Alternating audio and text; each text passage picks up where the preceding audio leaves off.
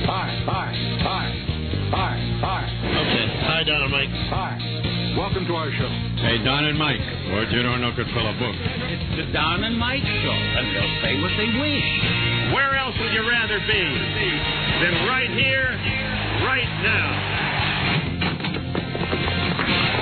Here they come. I hate them. Welcome. Kill them. Welcome. They're not welcome. And welcome. Based on a true story, he was a neo-Nazi with one true enemy. Himself. A man of faith, a man of hate, and a soul torn apart. Viewer discretion advised. Before we introduce Rob, just let me tell all the people in the back room that this fancy new phone thing, see this screen here? Yes. It ain't working. Is it dead? Yeah, it ain't working. Looks good, though. It ain't working. See that, Charlie? See how nothing's working there? Oh, hi, Robbie. Hi there. Rob, Hello. And good afternoon, Mr. and Mrs. Say baby, hey. And all the ships at sea, watch out. They are double pissed with cheese. John Geronimo and Mike O'Mara. And just like that, the phones are fixed. Hello, and thank you for listening, everybody. Don and Mike Show, new episode on this Tuesday, February 25th. And, okay, here's the phone number from America. The United States. And Canada? No, just from America. Just the contiguous United States? 877-365-3636. From Canada. Oh, Canada. 1-800-636-1067. And from Washington, D.C., 202-432-1067. Hi, Don and Mike. Buzz Burbank here. There he is, Buzz, and welcome, everybody. Welcome, everybody. Welcome. Welcome to the show. Welcome to the show, right. Let me start out by just saying things at home are back to normal. Good. Couldn't be better. Yesterday was one of those days, a unique day where I lived out a lot of my life on the radio. As it turns out, a little bit more than I normally like living out on the radio. Yeah, you probably showed a little bit more than you normally show there, and that was interesting. Things at home are exactly the same. Hello, Don and Mike. Hey, Don and Mike. Yeah, hi, you're on the air. Hey, love your show, guys. Thanks. Hey, I just wanted to ask Don how things went with Frida last night when he got home. Well, he was just starting that, sir. You were jumping the gun a little bit, but you were saying everything's back to normal, right? I just mentioned, yes. I don't know if you heard late in the show yesterday. My wife called when my son's car was finally rescued from the snowbank. She got Chinese food, which I always think is the mystery ingredient whenever anything is going wrong. I think you motivated a lot of people to get Chinese food last night. You get Chinese food, and you couple that with Joe Millionaire, even though it was a ripoff, squeeze the last bit of Evan Marriott blood you can out of a show. It was for us the perfect bonding experience. Good. There was no Sarah, right, at all in that show last night? No. Lots of making fun of her, though. Right. Yeah, I mean, she has a very legitimate reason to be pissed. I mean, I guess, but didn't she boycott that final show because of the way she was portrayed? Yes, so then she gets what she deserves. If she had been there, to speak her piece, of course, the Muppet that you didn't like, she was there defending her. At one point went, hey, come on, be nice. Yeah, Jesus, I hate that bitch. How about a little makeup nookie? But makeup nookie did not happen last night. I predict tonight will be the night for the heat-seeking moisture missile because you gotta play that just right. I mean, yesterday was a big on-air radio fight. Right. And then there was the point when I got home last night when it wasn't on the radio, when it turned into real life. Yes. Where the fight was cooling down. And then we went from, much like the government with our levels. Yes. I would say yesterday during the show, definitely code orange. We were at orange. Oh, yeah. And now we're all the way back down to whatever the tamest color is. Would that be blue? Blue or green? Blue or green. Right. Green would not be an appropriate color to describe a relationship because, of course, it would be envy, the green-eyed monster. No, but the green also means go. Safe. safe. Now, I've always looked at green in a negative way. Well, anyway, Even though it's my favorite color. for us, whatever it is, we're back to the good color again. Mm-hmm. We're back to the good color. Good to hear. And where are you calling from? I'm Philly. See, you guys in Philly and some of you other new cities, San Francisco and Seattle, you've not heard. So if you thought yesterday was a battle with my wife, you've heard nothing. No. Yesterday was just kidding around. Right. That sounded pretty intense. That wasn't a fight. No, Jesus Christ, we had fights. That wasn't a fight. But no, things. Thank you for asking. As I mentioned, things in the home front fine as always. My home also peaceful. No altercations whatsoever. It was just smooth, and I didn't have any arguments with my housemate at all, and it was. You don't have a housemate. Oh, that's right. I'm tied with Mike. I had a great night at home last night. Your wife's out of town. Yeah, till Thursday. Oh, God. Lucky man. Took the kid. I'll tell you this: we've had this guy on the show before. This guy, Michael Hughes, who's the new vice president of Doofuses at Infinity Broadcasting. Yes, indeed, he is. And right before we went on the show today, as Mike and I were coming through the double doors, wonderful Colette, our receptionist, said, Don, Michael Hughes is on the phone. He needs to talk to you right before you go on the air. And, I gave Mike that look like, oh, Jesus Christ, here we go. Yeah. Right. Here we go. And, with great hesitance, I went to pick up the telephone. I understand. And the guy just called to say, we got a monthly rating today. We get monthly ratings that don't mean a lot until the actual rating book comes out. Right. We had monthly ratings today that were very good. Thank you very much for listening, everybody. And that's all he called to say. Called to say, killer trend. Nice. Killer. Hold on a second. You mean a member of management called and just had a kind word, and then that was it? Killer trend. And as a matter of fact, I lowballed it. I said, I was hoping we'd, because we're still not number one overall yet. I said, I was hoping we'd get to that. And he started going through all this other stuff, all these demographics and stuff. And he said, just wanted to say, great job. Man, I like a guy that pays attention to the ratings. No I kidding. don't know how long that's going to last. Yeah, well, he'll be like everybody else. I mean, he's new. He'll take Someone he'll will take beat us him for down. granted. He'll take us for granted after a while. I don't know, but for now we're still. I sure like the guy though. He's a nice guy. Yeah. It's nice to be somebody's flavor of the month. It really is. Don and Mike show. Hello. Don? Oh, and speaking of that, today, speaking of flavor of the month, we will, as we continue Where Are They Now week, we will try to call deposed WJFK WNEW program director Jeremy Coleman. Very good. Hello. All right, you're on your own there. All right, listen, you're on the air. Hey, Don? Yeah. Hey, I just wanted to say congratulations on your return to normalcy with your wife. And to celebrate, we also had Chinese last night.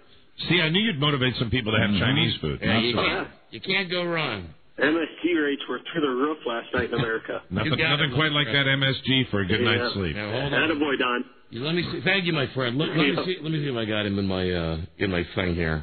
I'm sure I got him in here. Coleman, Jeremy. Got it. Okay. Very good.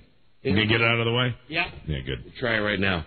I definitely got to do this thing where You'll have to do most of the talking. Where I do this thing where you don't hear him until I tell him he's on the air.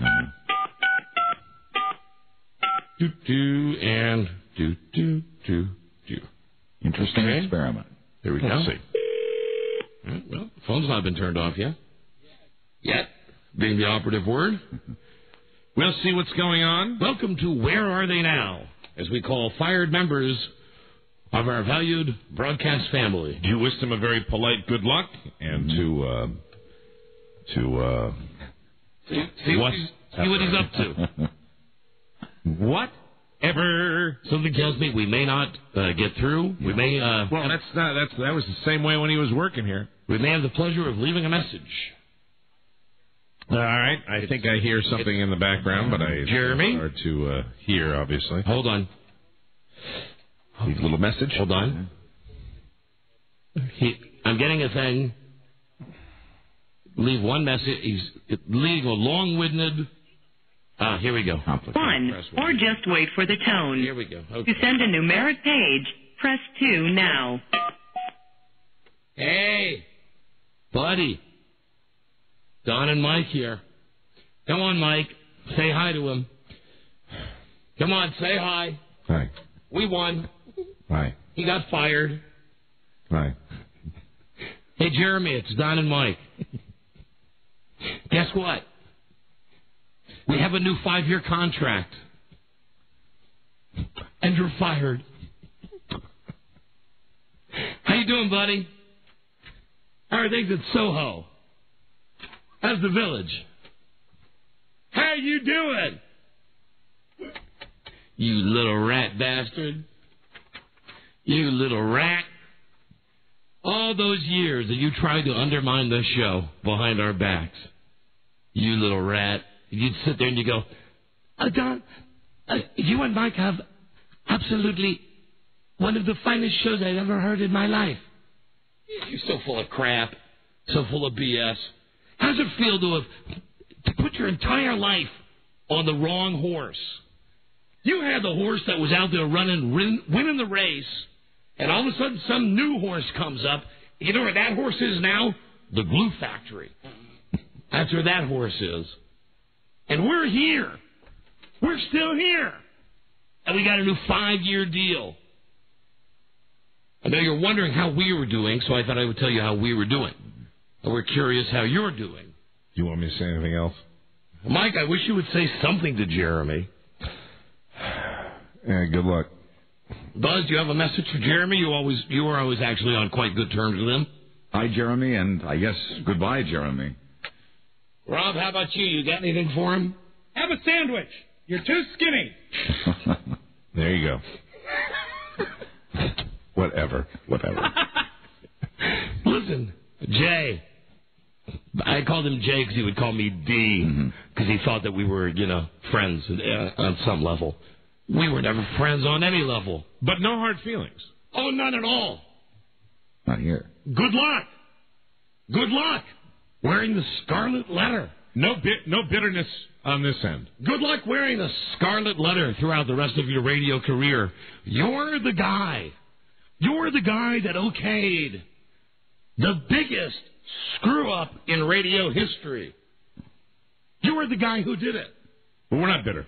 How does it feel to be 50% of the brain trust that completely destroyed a major market radio station? Jeremy Coleman, you're the Al-Qaeda of radio. And I do mean Al-Qaeda of radio. Oh, and we just got a trend today. Monthly ratings trend. Up again. Wow. Up again. Oh, I wish you could be here for the good times. Because the good times are back. Now that we're back in the saddle again. Hi. Did I mention, incidentally, I know you know this, but you're fired. And Mike and I, we have a new 5-year deal. And you want to know something else funny? It doesn't even really go into effect until this September. They re-signed us like 9 months early. So now you have plenty of time to shop. Anyway, Jeremy, when you speak to Ken, tell him, we called him too, and he never called back either. But call anytime. But yeah, we'd love to have you on the show. Yeah. I'd love to try to help you find a job. God knows you're not going to be able to find one in regular commercial radio. So good luck with either XM or Sirius. Is that the other? Sirius Radio or VOA, Voice of America. What about NPR? NPR, right up your alley, buddy. Yeah, the Scarlet Letter might be affecting that. Yeah, that's right. They might not hire you at NPR because of what the checkered past and all that. But Jeremy, think about this. You'll finally go down in radio history. You were the guy that did it. You were the guy at the helm. I don't know the name of the guy who drove the Titanic. Time permitted to record. Oh. If you are satisfied with your message, press 1. I am. To send your message now, press 1. Yeah. Message sent. Thank you for calling. Goodbye. Oh, thank you. Goodbye. Goodbye. Well, there you I go. need someone just to be with, to talk with. I love Jeremy. Yeah. Well, at least you had it in you to even talk to the guy. Yeah. I'm a little more bitter than that. I No, understand. come on, Mike. I like to think I'm a bigger person than that. You just proved that. I'm a bigger person than that. Let bygones be bygones. Yeah, no hard feelings at all. Let the chips fall where they may. Ladies and gentlemen, for those of you that might not understand what that segment was about, our tenure with both of those gentlemen was extraordinarily difficult here behind the scenes. You got a little wind of it every now and then when we'd have a meltdown. You certainly got wind of it if you were following the show when we had our various walkouts and we were frustrated. And suspensions. Don had mentioned that it's nice to be flavor of the month. We were really flavor of the month when we first signed on here, and then pretty much right after that, the ice cream began to melt. Right. And under that regime, the ice cream was constantly melting, and we really felt like we were screwed. So if you're wondering where that bitterness and that anger comes from, that's where it comes from, ladies and gentlemen. And yes, we are angry. Even though those guys don't work here anymore, we're still pissed at them. Because we're pissed at what they did to really, seriously, a pretty good radio station. Well, not only that one, but a couple of other ones, too. Right, exactly. Really. And anyway, ain't it funny how things work out? We're no longer melting. We're hard again. Look at that. And I got a guy on the phone who has the name of the guy who was driving the Titanic.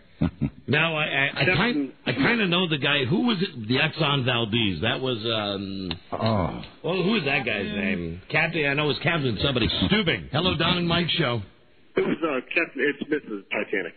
Ed Smith from the Titanic. Thank you, my friend. That was the name of the captain? Captain of the Ed Smith? Ed Smith. Hello, Don and Mike show. Don. Yeah, and Mike. Buddy, how you doing? Hi, we're doing great, thanks. Hey, another great way to leave a message like that. The dude probably knows he's really a major F-up. Just call, leave a short message. No. Now, why are you improving upon something that was just done? But why do that when Hazelwood, by the when we Hazelwood, that is Hazelwood, the guy that was drinking down in his cabin. the Exxon Valdez. Right. Why leave a short message like that? Why not leave a 5-minute message? And I know how it goes on a cell phone. You've got to let the whole message play through Right. before you can hit 7 to delete it. Exactly. So even if he listens and he hears that it's us and he takes it away from his ear for a second, his Stuart Little mouse-like tiny ear, when he puts it back up, Right. we're still going to be there, still talking to him. So we handled it the best way. Reminding him again Just wait. about riding the wrong horse. Just wait until we get to the next level of people who we call to ask, where are they now? Oh, really? Yeah. Interesting. There's a whole new level that we're Really? going to. Yeah. Wow, how about Let me that? just say, we're going to be getting into air conditioning, skateboarding. Ah, very good. Fantastic. Lots of great stuff. Very exciting. So anyway, that was a little of our luggage getting out on Venting. the air. There you go. Venting. Done and done. Hello, Don and Mike show. How you doing? And still no word back from Ken Stevens. Neighbor Ken Stevens. Well, that doesn't surprise me. Hello, you're on the air. How you guys doing? We're doing very well, thank you. Actually, first of all, you can press 7 twice and it'll erase the whole message. Well, don't tell Jeremy that because I'm hoping he just has to listen But to you all. can't press 9 twice to save it. No, well, 7 twice will delete it. Yeah, but I mean, if you want to do the same thing, like with a long-winded message that you want to check later because it's too long-winded, and you try to save it. I hit 9 like a million times and it doesn't work. You got to wait until the very end. Yeah. And I mean, but he's right on the delete. You can erase a message very quickly. Yeah, you Really? can pound that 7 twice. Just pound it. Yeah, you just hit it twice and that'll erase it. But you can't do the same thing with the save feature, which at least on my phone I can't. Anyway. I can't either. Anyway, I got an idea. Why don't you play back the tape with the argument from Frida from yesterday, and then point out every stupid moronic thing that you did to her, and then you can apologize for it, and maybe she'll forgive you. Well, if you were just listening, didn't you listen to the beginning of the show? Have you already listened? Everything is on the home front. Everything is back to normal. But that's on the home front, though. Your fans didn't get to hear the conversation you had with her at home last night. We want to hear it now. Your fans. My money fans. Your loyal number one fan. Is this the helper hour right now? You know, I don't. Hold on, let me put my. We had a rule that we used to enforce the rule on a regular basis. No idea, guys. Yeah, and that's an idea guy. He's producing the show, and it doesn't work. I'm going to let my wife, if I can get a hold of her now, just tell you to shove it. All right. Very good. All right. Yeah. But you understand from now on, no more idea calls. Yeah, we do a pretty good job of handling. Hello. What's happening? Hey, howdy, bud. Howdy. Howdy. Put Va Va Va on, would you please? All right. Thank you. Hi, Sugar. Hey, babe. We're in the land of the bad cell phone. All right, listen, would you just please tell... I got a douchebag here from, I think, Seattle on the telephone. Oh. Who wants, well, there you have it. Who wants some resolution. I said, everything at home is fine. That's how I started the show today. The guy's a pain in the ass. Why don't you just let him have it? He loves that. Listen, he loves that. Let him have it? Yeah. Let me have it, Frida. Let me have it.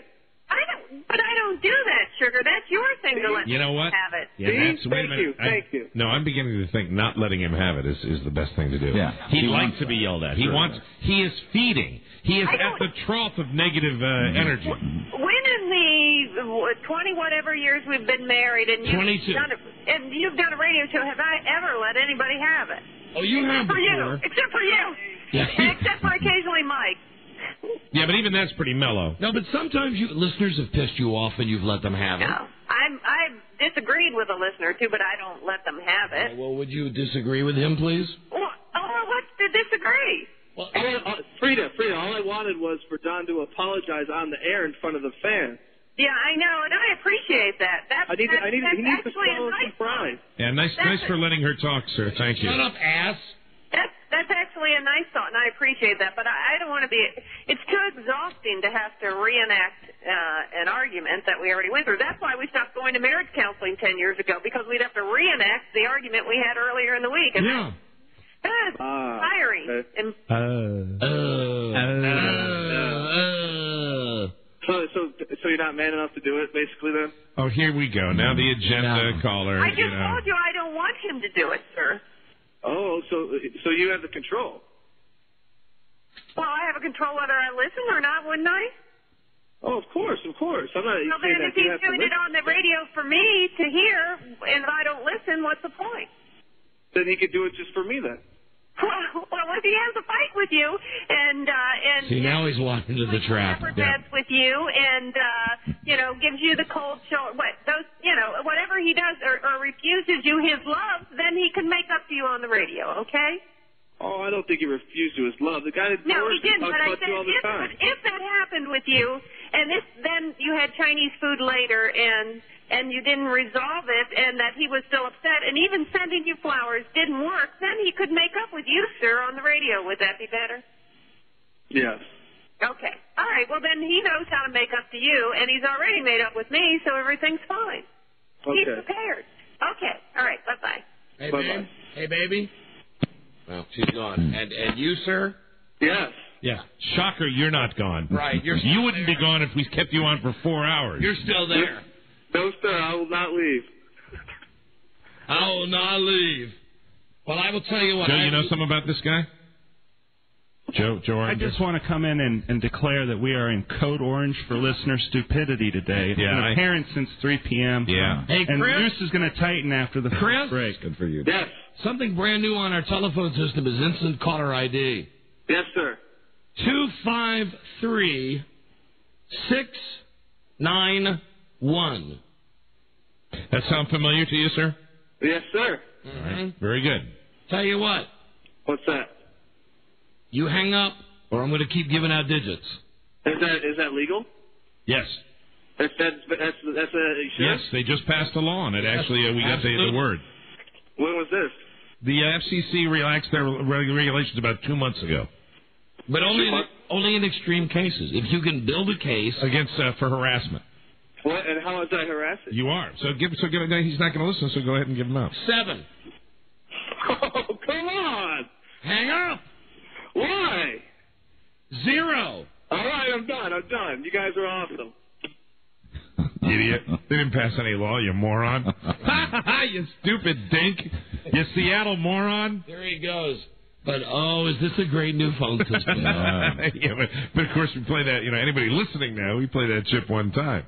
Yeah, but still, I got the the bottom line, we have the number. Mm-hmm. You don't need to give a number out on the air to have fun with it. Oh, no. No, but sometimes in a case like that, sure, you got to use it. But the fact is, now that we've got that caller ID feature, anybody that's calling once we have those numbers, that's when we can have fun with them. And listen, speaking of, as I was trying to moments ago, husbands and wives and marriages that are going strong. Yes, amen. Tomorrow on the show, we are going to be playing for the first time ever, husbands and wives as teams on Strip Trivia. Fantastic. Now, out of all those couples that called yesterday, we got 4 couples that have assured us they will be here. I don't have faith in that. We should get 10 more couples. So our lines will remain open tomorrow when we play Strip Trivia, and here's how it works. Married couples and engaged couples that come down here to play Strip Trivia. If the husband gets a question wrong, the wife takes a piece of clothing off. If the wife gets a question wrong, the husband takes a piece of clothing off. And the wonderful thing about husband and wife Strip Trivia is your chances to win the grand prize are doubled. Doubled. That's right, because it's because you're doubling up. It's a team effort. Amen. And the prize we're giving away tomorrow is a trip for 2 to the Caribbean, including round-trip air and 3-night, 4-day hotel accommodations. And that's from ABC and their TV show, I'm a Celebrity, Get Out of Here, which is on tonight on ABC. And we're giving away $1,000. So conceivably, if there were 2 people left, and it happened to be you and your wife, or you and your husband, you would already win the prize. Right, you got it. So if you're interested, husband and wives only, playing as a team tomorrow, first time ever spousal Strip Trivia. For a trip to the Caribbean. All expenses paid. And $1,000. Wow. Hello, Don and Mike. Yeah, Don, hey, just remember one thing. No matter how mad you get at Frida, she's got a rocket body. She does have a rocket body. She's got a rocket body. My name's Evan. Duh. Where we, as a family unit, I think the disappointment level last night was not where it was 2 weeks ago, where they didn't give you the payoff. Okay?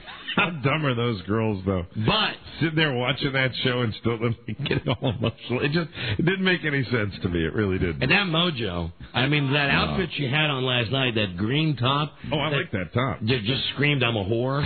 Yeah, it's okay with me. That's good. I don't know. I never liked that mojo. I'd do her. Would you do her? Of course. I do like when they spliced together last week the 1,000 shots of her with the eyebrows. Yeah, the eyebrows. Yeah. Well, not a lot going on there.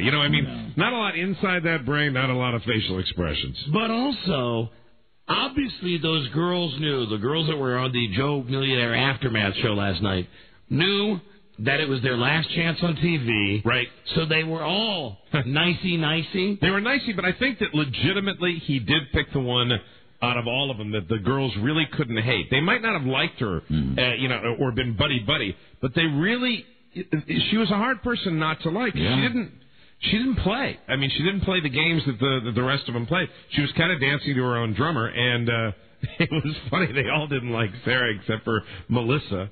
She was the only one that liked Sarah. And the Muppet, right. Yeah, she was the only one that liked Sarah. It was typical. We were sitting there watching this last night, my wife and my son and I, and I was getting mad all over saying, it's the whole build-up to Evan finally seeing Zora again. Yeah, and I didn't think that, Evan's a pretty transparent guy.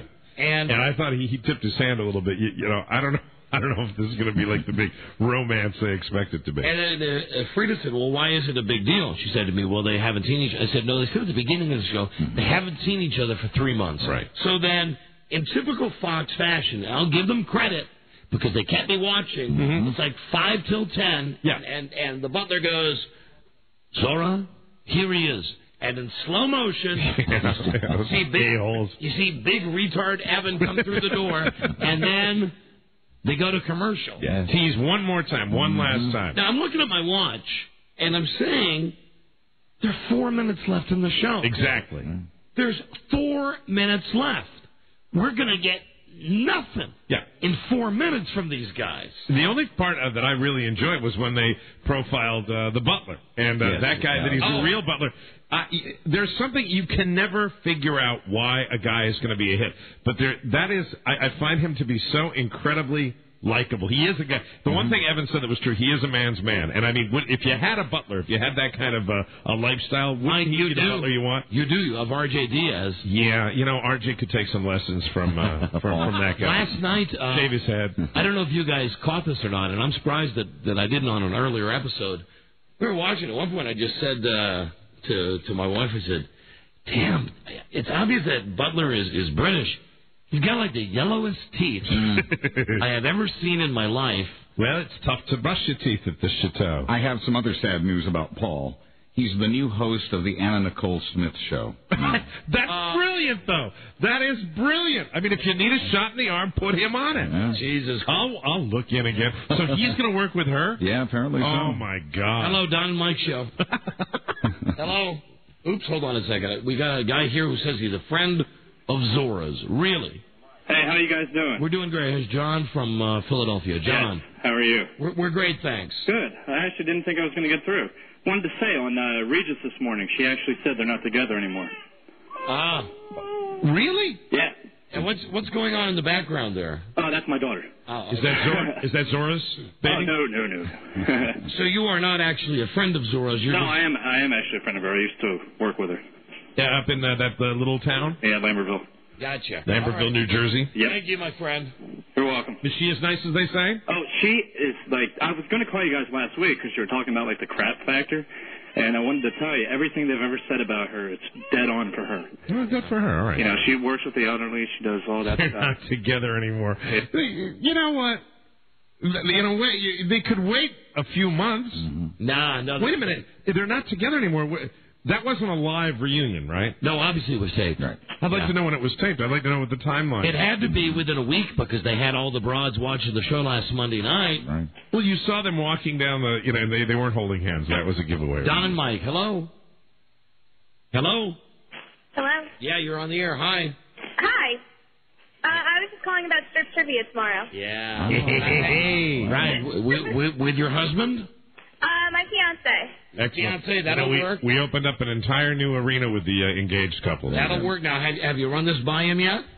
Well, he was fine when I was calling up, and when I got through, he was a little hesitant. So I'm talking him into it as we speak. Is he right there with you now? He is. Well, you know, if the girl is ready to do it, for God's sakes, the guy should be. Yeah, put the wimp on the phone. Put the guy on the phone. Okay, hold on. Here he is. Put the guy on the phone. Hello. She knew who you meant. Hello? Hey. How you doing? Hey, pretty good. Hey, what's your problem, bud? Nothing, man. Oh, come on. I'm up for it. Hey, all right, so your girl wants to do it, and you'll do it too? Yeah, I'll do it. Hey, that's a fiancé of yours. She got a rocket body? Yeah, she's all right. Who is the celeb? all right. Who is the celeb that you think she most resembles? Oh, it's definitely a younger, like Lily Sobieski or Helen Hunt. Ooh. Yeah. All right, hold on. We don't care about you. We'll see you tomorrow. Hold on. All right, no problem. Hold on. We got time for one more call before. She's all right. Okay, before the break.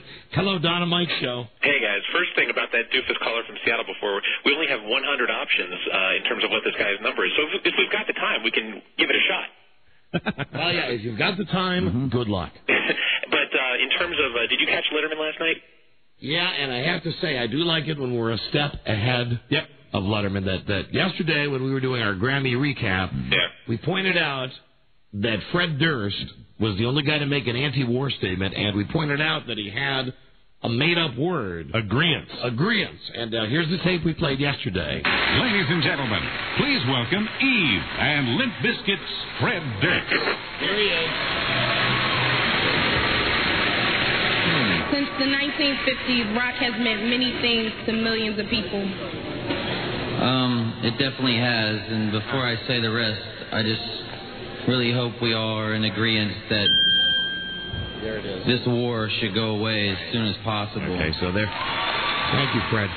So, and besides that, I'm proud to say the great minds think alike. Agreement. That last night, imagine my surprise, I turn on the Letterman show and he says, it's now time for the Late Show Grammy made-up word of the night. Right. And they had the exact same tape, and they had it on the screen, chroma keyed, agreeance. Did you see the part where they had the newsman not knowing he's on? That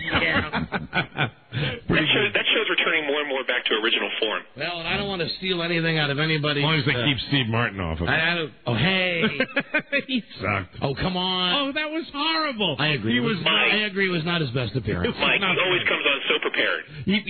I will give him credit. Any guest that comes on with a prepared bit, even though it bombed, I respect that. But I mean, that just... Steve Martin is just like, you know, he falls into that Martin Short Chevy Chase category where they just... Robin Williams. They think they're funny. But do you notice that Letterman's happy to play along with Steve? He loves Steve. Because Steve is truly a funny guy. Can we have this argument another time? Overall, that tape piece bombed, but did you not laugh out loud when they had 15 seconds of them just sitting doing that was nothing? I laughed out loud. That was funny. I laughed out loud at that. Anyway, I was just going to say, I know it's other disc jockeys' things to say this, but I think we can actually say this today. Damn, would Letterman stop ripping us off? You know, it's really pissing me off. I know. That we do a bit yesterday. And he rips us off. And it's right there on his show last night. Yeah, they listen to the first hour of this show, and then they rush it right into production. Letterman. You didn't even get the best part. Say baby, hey. Girls say. All right, let's go for some cash here. We got $1,000 with the secret sound, and nobody has come close to this secret sound. Or have they?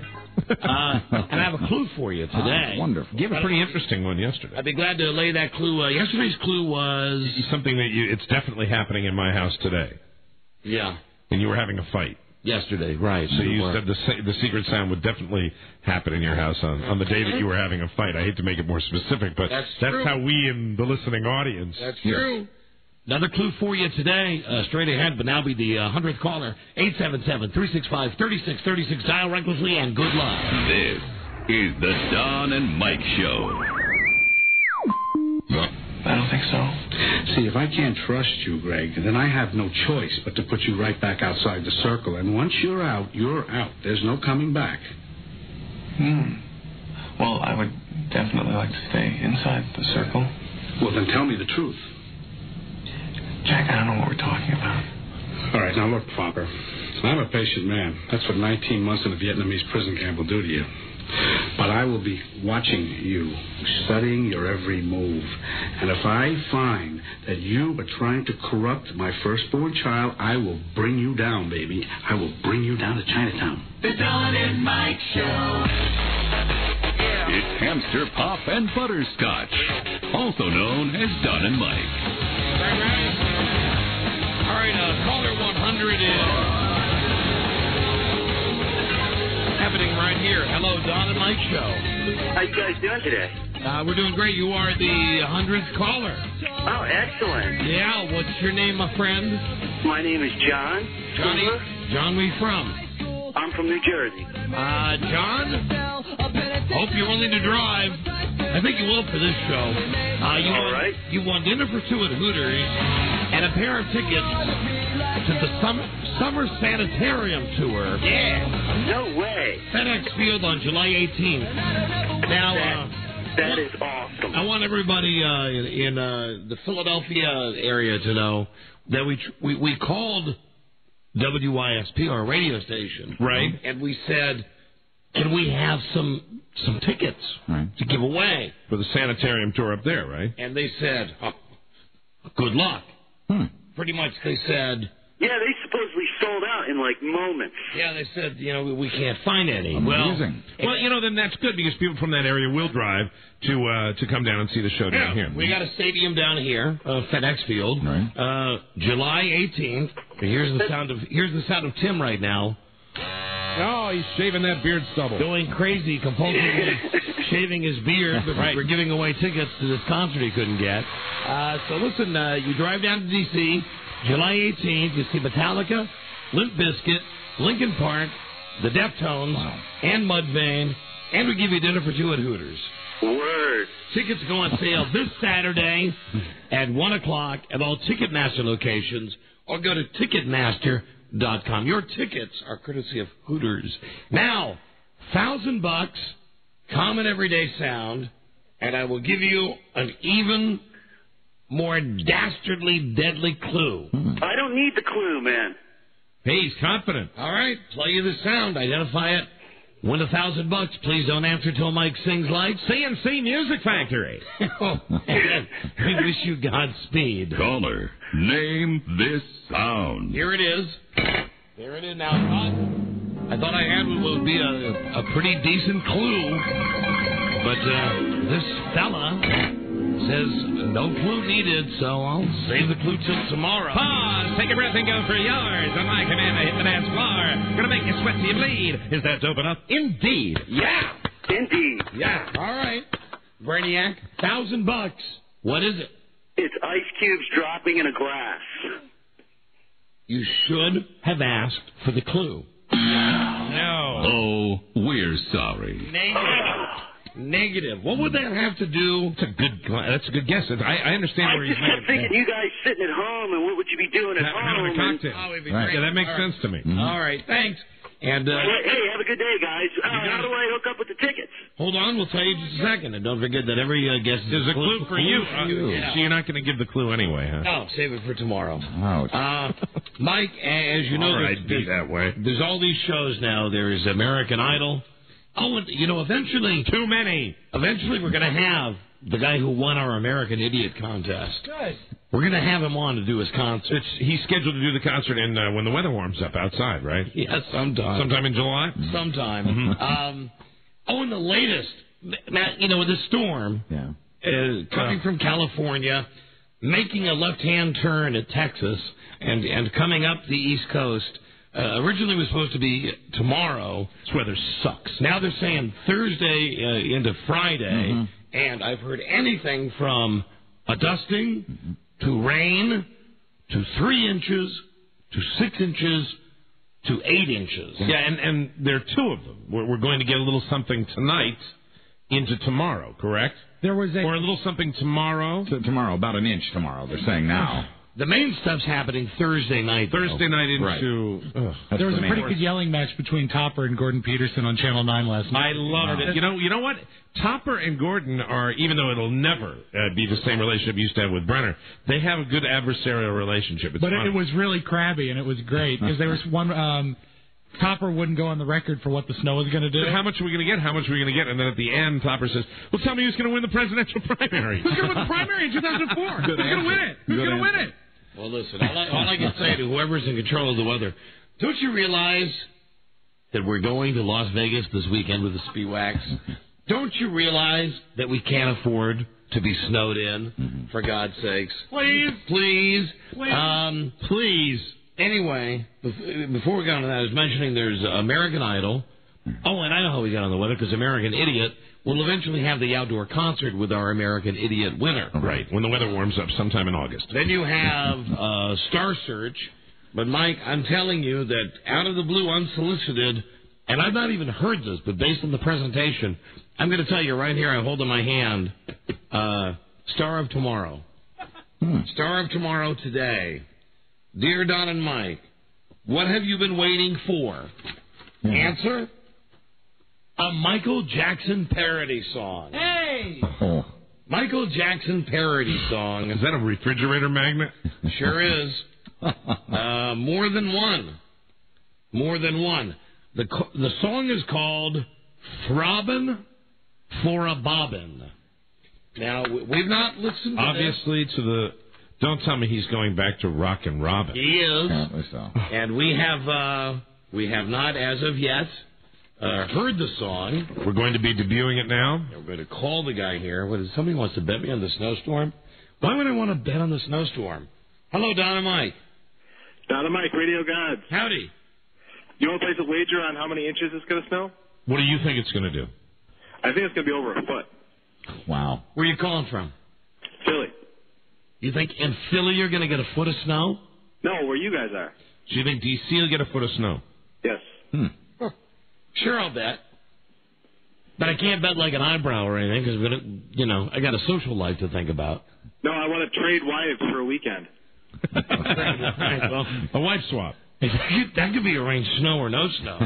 But, well, you know what? I don't know. Let me leave you on hold because I'm intrigued, not with the swapping part. Sounds like an easy bet. I don't think we're going to get a foot of snow. No. Nor do I. But hold on. What's your name, Ronnie? Yeah, can I say hi to Buzz? Yeah, go ahead. Hey, Buzz. Hi, Ronnie. Okay, hold on there, Ronnie. We'll keep you on hold. Joe, good call on those callers. I agree. A lot of that's... All right, let me try this guy here. Throbbing for a bobbin. Oh, my. I'm sure this will be good. Oranges, poranges.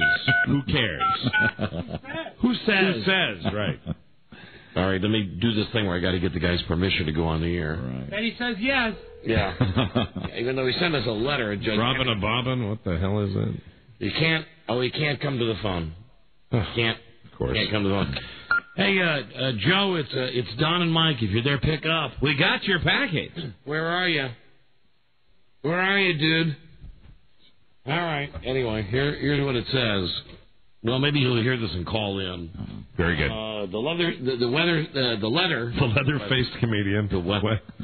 The letter is the weather. God. The weather's on your mind. Hello, Don and Mike show. Hello. Hey. Don and Mike. Yeah. Hey, how's it going over there? Hi. So we're looking at a forecast. It's pretty dismal, huh? Pretty bleak. I guess out there in Washington, D.C. Yeah. Where are you calling from? I'm calling from Sacramento. I'm out here. I got my shorts and T-shirt on, man. It's blistering out here. I had to open up the entire house. How hot is it? Woo! It must be around 65 degrees. Oh, see, now you're tweaking it up. Hey, look at the bottom of the forecast where they're calling in Sacramento for an 85% chance of misery for the rest of your life. Hello, Don and Mike show. Hey, Don. Yeah. Hey, my name's Brian. You guys are going to Vegas at a bad time. Hey, ixnay on that. No, because, look, NASCAR's in there. I know. Shh. I'm keeping it from my wife. Shh. Oh, I'm sorry. Okay. All right, well, okay. I'm sorry, man. Thank you. Bye-bye. All right, bye. Yeah, NASCAR's in Las Vegas this weekend, which means that there would be even a higher influx of idiots coming to town. Well, no, yeah, I mean, you got a fight weekend, and nothing will. I mean, it's going to be slammed. It's a little tough to get around Vegas. Get yourself a roost, hang out at your one spot, get your table, enjoy where you stand, but don't going from place to place is tough. Actually, if we had enough time, I'd love to stay and go to the NASCAR out there, for God's sakes. Okay, star of Tomorrow Today. Guy's name is Joe Gallagher. Joe Gallagher. He writes, Dear Don and Mike, I enjoy your show and thought you would like to be the first to hear this. Enclosed you will find my CD. Hold on a second. Hello, Don and Mike. Hey, guys. Hey. I just want to say, I used to live in Washington, and I live in Vermont now, and everybody's a bunch of pussies down there think it's going to snow 3-6 inches. I got friends that are supposed to come up this weekend to Vermont to go skiing, and they won't come because it's going to snow 3 inches down there Thursday night. I am completely on your side. I think that is, get over it, man. I hate that. You know what? I'm trying to. I know you hate me talking about the band, but we're trying to do like a practice before we have a gig this weekend. And around here, even the forecast, it's like people are already panicking and talking about it. Just deal with it. You're not going to get socked by 2 feet with every storm. And if it's 3 to 6 inches, big effing deal. I completely agree with this caller. We already had the storm of the century 2 weeks ago. And I think after that 2 feet, anybody can handle 3 to 6 inches of snow. Say la vie. Right. Just wanted to say I love you guys, too. I've been listening to you since way before WAVA and miss you guys and wish you guys would come up here sometime. I know it's, no big city, but wish you'd come up here. Okay. Thanks a lot, guys. Take care. Getting pathetic now. Thank you. Well, Don, imagine that he's up there where, that 2 feet of snow, they get that like every other week. Hello, Don and Mike show. Hey, what's happening, you guys? Hey. Hey, Don, I was wondering if you'd like to go to the NASCAR races this weekend. Don, he's wondering if you'd like to go to Are you calling from Las Vegas? No, actually, I'm calling from Sacramento, but we're going up there to go to the races. Would I get to go with you? Yeah, if you want. That would be the only way I'd ever go, would be to go with you. Oh, come on now, Don. It's not that bad. Hey, I think next year, which we should definitely do. I have this up. Next year, this show should broadcast from the Daytona 500.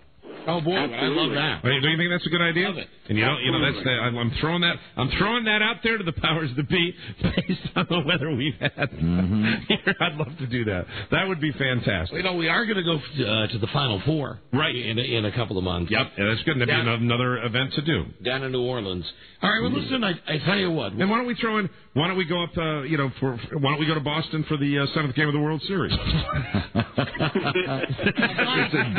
That will never never happen.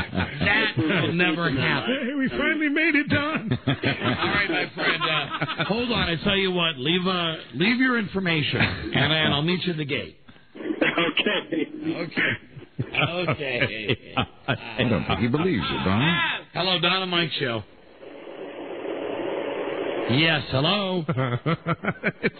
Radio station. Joe was so right about the calls today. Hello, moron. Trying. He didn't answer to his name. Don and Mike Show. Hello.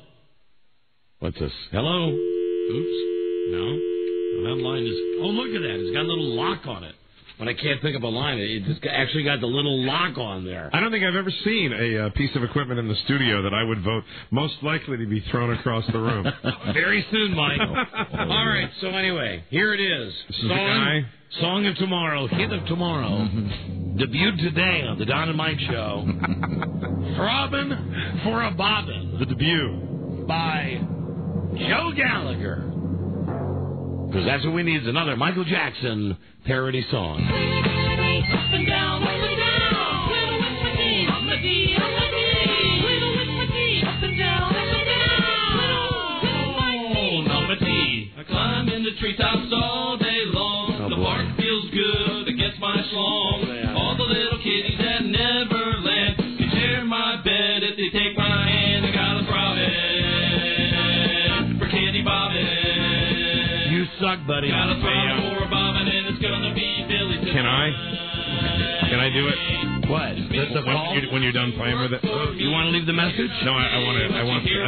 Are we playing the hard copy of it? Here you go. Good pay. And when you're done with Here's a copy for you, Mike. I got a throbbing.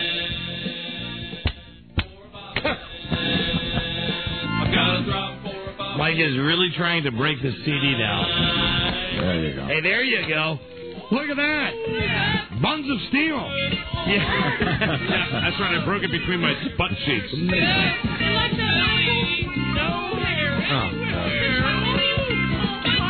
Mike, as I follow on the lyric sheet, this is ad-lib part 1. Billy, can you kiss me when the sun goes down? He's the best ball jiggler I have found. Yeah. Joey can't kiss me in the morning time, but if he don't, I'm gonna want. Here's an ad-lib part.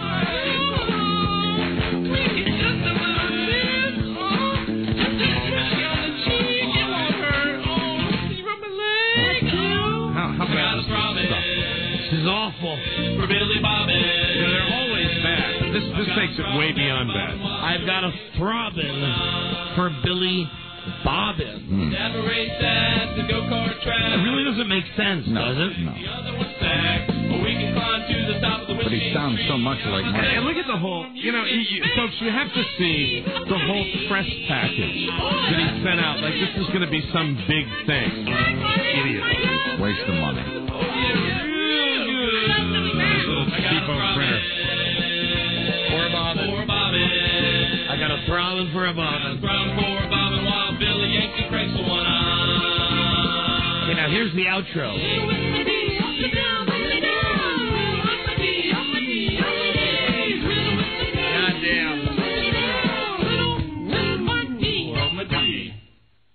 Okay. That's the worst thing I've ever heard. Now they've It's the worst thing I've ever Mike heard. supplied a copy of the lyrics for you.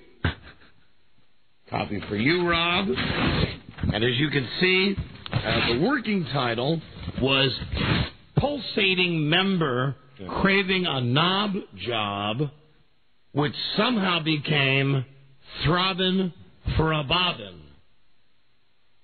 Up and down, twiddle with my D. This guy seems to be a little focused on the penis. On my D. Not Michael Jackson. I'm not saying Michael Jackson, right? We all know Michael Jackson. It's obvious what the deal is with Michael Jackson. Twiddle with my D. Up and down. Twiddle with my D on my D. This is my D, bobbin, the whole thing. Mm-hmm. I've got a throbbing for a good bobbin. Yeah. I've got a throbbing for a bobbin, and it's going to be Billy tonight. Recorded at Gallagher Recording. They're very good. All lyrics, vocals, ad-libs, and noises by Joe Gallagher. Great. Spanking part performed by Faith Gallagher. Yeah, of course. Nepotism. On Joe's Bare Buttocks. Contact info And then you have the phone. The Gallagher family. Song inspired by a very huge snowstorm on 2/16/03. I was snowed in my home with nothing to do, so here's what I did. Throbbing for a bobbin. And we have to pay for it.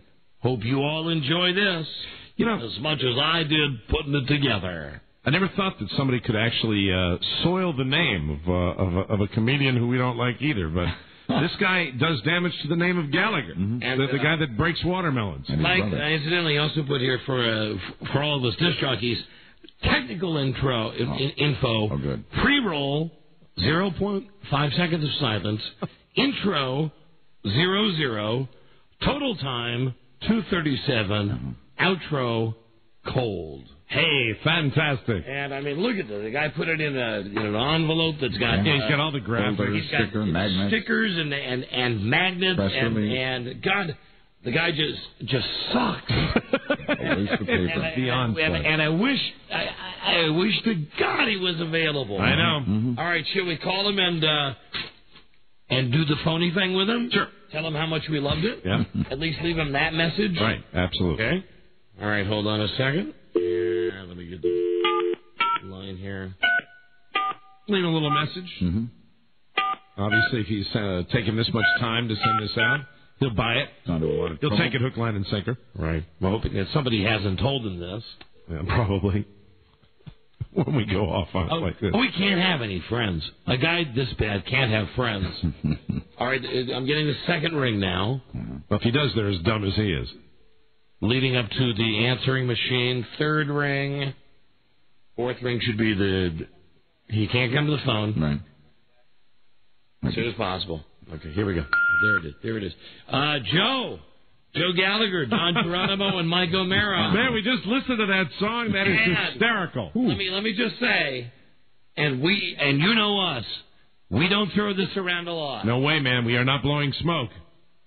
You are, to say you're the Dickie Goodman of a new generation. Yeah, that was the last guy that ever made a decent novelty record. This is the best novelty record I've ever heard. He's better than Al Yankovic. Fantastic job. Listen, Joe? Throbbing for a bobbin, man. That is a hit. Joe, I want to tell you something that I certainly know some people at record companies, and I think, well, you ask people around the radio station. Oftentimes I'll pull on my ear, the way Carol Burnett used to. When I hear a record I think is going to be a hit, and I'll say, I got the golden ear. Yeah, and you said that as soon as you heard that. We all agree it's a fantastic record. It really is. Yes, you are this millennium's Alan Sherman. Do you have any more? That's the question we would have, because if you don't, you ought to make some, because this really is so timely. Everybody's talking about Michael Jackson. I mean, I don't know about you, but I'm already getting it in my head. Throbbing for a bobbin. Up and down. Twiddle with my D. Twiddle with my D. And you know what I like about the fact is you didn't use any bad words, so we can play it on the radio. You use the word, the letter D, which is, I thought, brilliant. Yeah. I've got a throbbing for a kitty bobbin. We need you to call us as soon as possible. We don't use this word often, but we're going to use it. Genii. We loved it. We really did. So thanks for sending it to us, really. Please call us immediately. Okay, we really want you to call us. Okay. Thanks. Hold on, I'm going to leave Rob with some information for you. Hold on, please. All right, Rob, go ahead. Just leave the... What line? 6. It is terrific. You're going to need to call us as soon as possible. I know you have the number for the show, but it might be easier to call the business line. 703-691-1900. And if you have any other material, FedEx it to us, or better, drop it off tonight. There's always someone here, but make sure it's earmarked for the Don and Mike show because you're ours. Okay? You're terrific. Really. Bye then. Oh, no.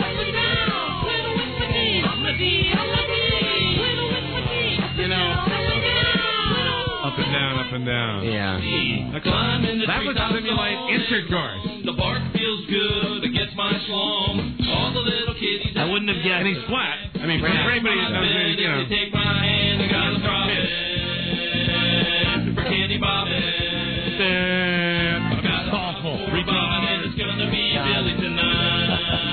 God, it's awful. Wow.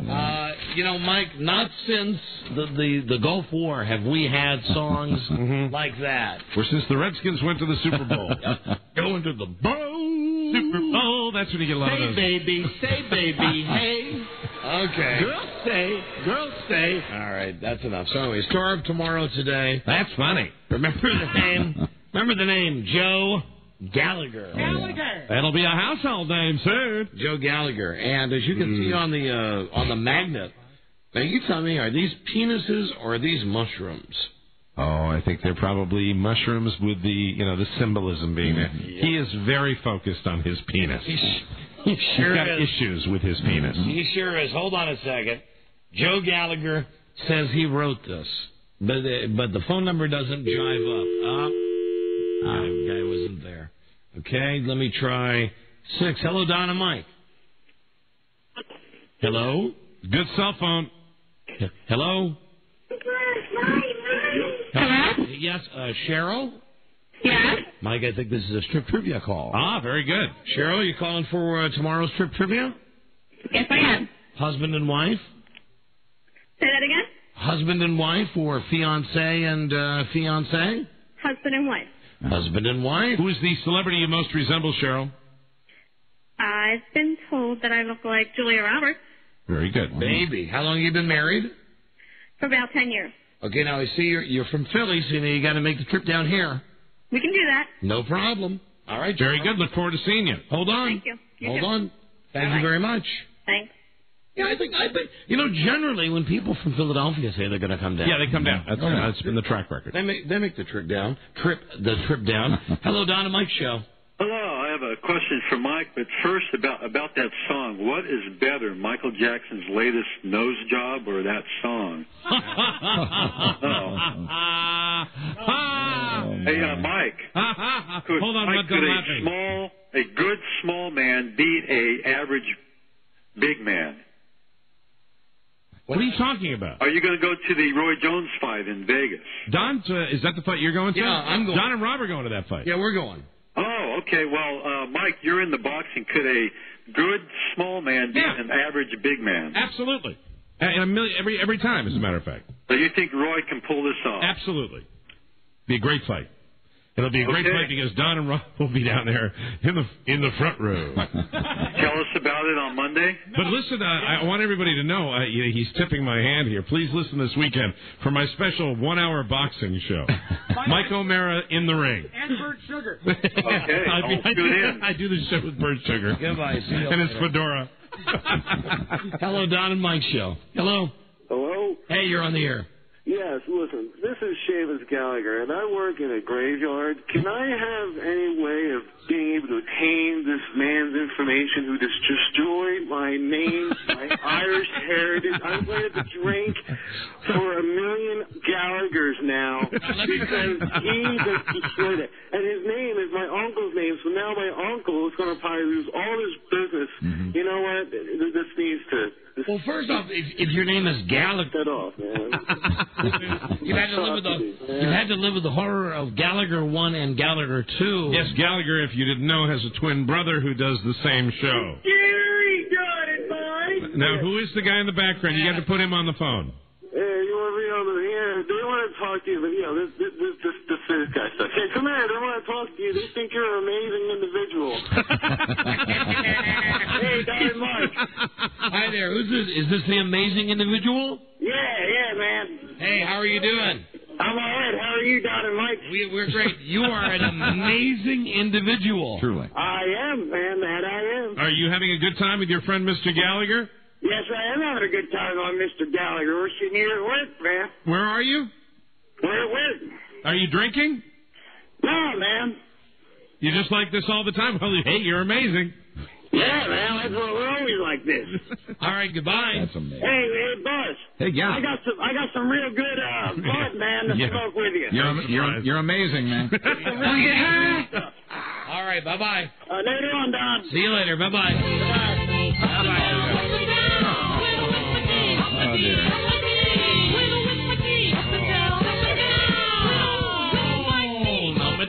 It's awful. It is. Hello, Don and Mike show. Hey, Don Don and Mike. How are you guys doing? Well, just tell you something. It's so bad.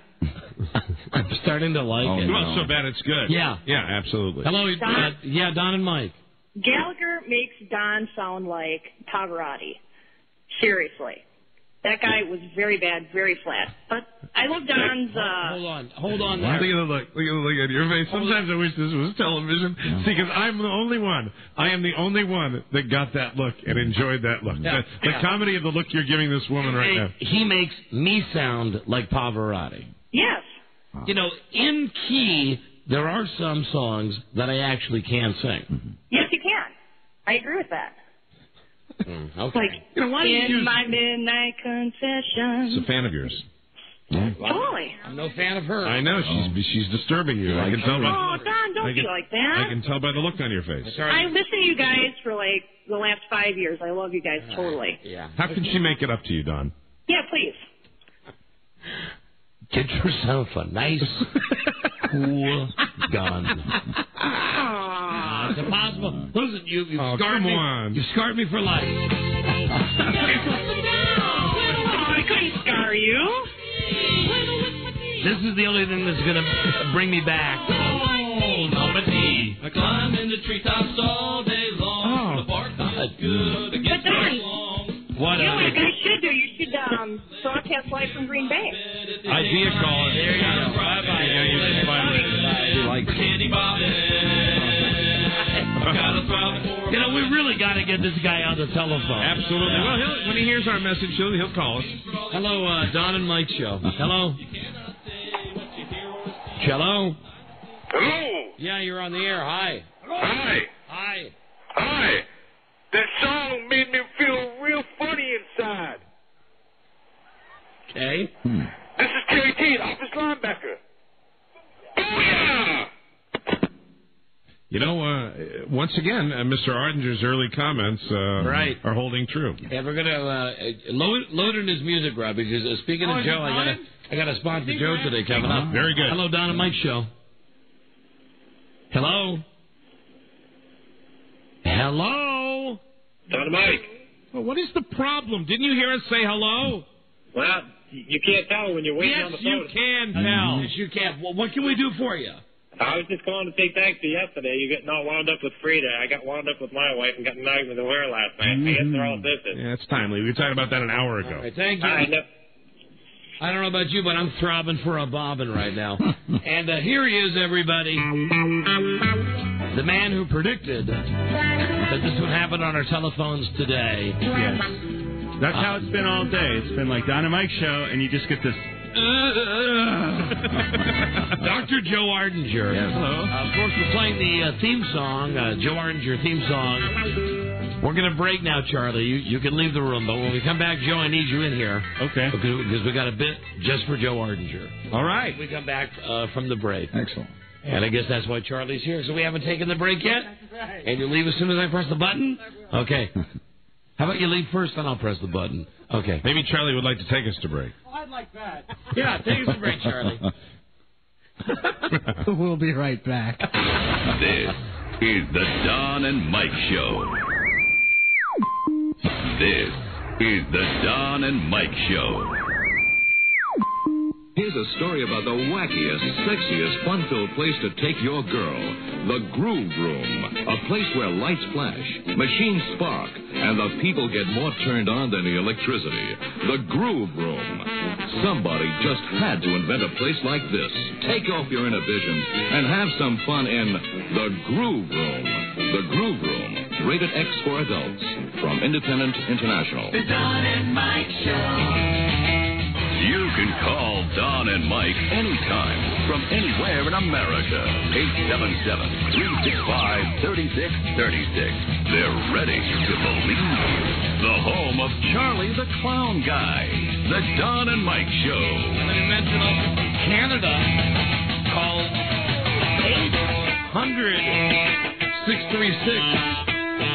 800-636-1067. Welcome. And from D.C., welcome. 202. Welcome. And 432. Welcome. Thank you.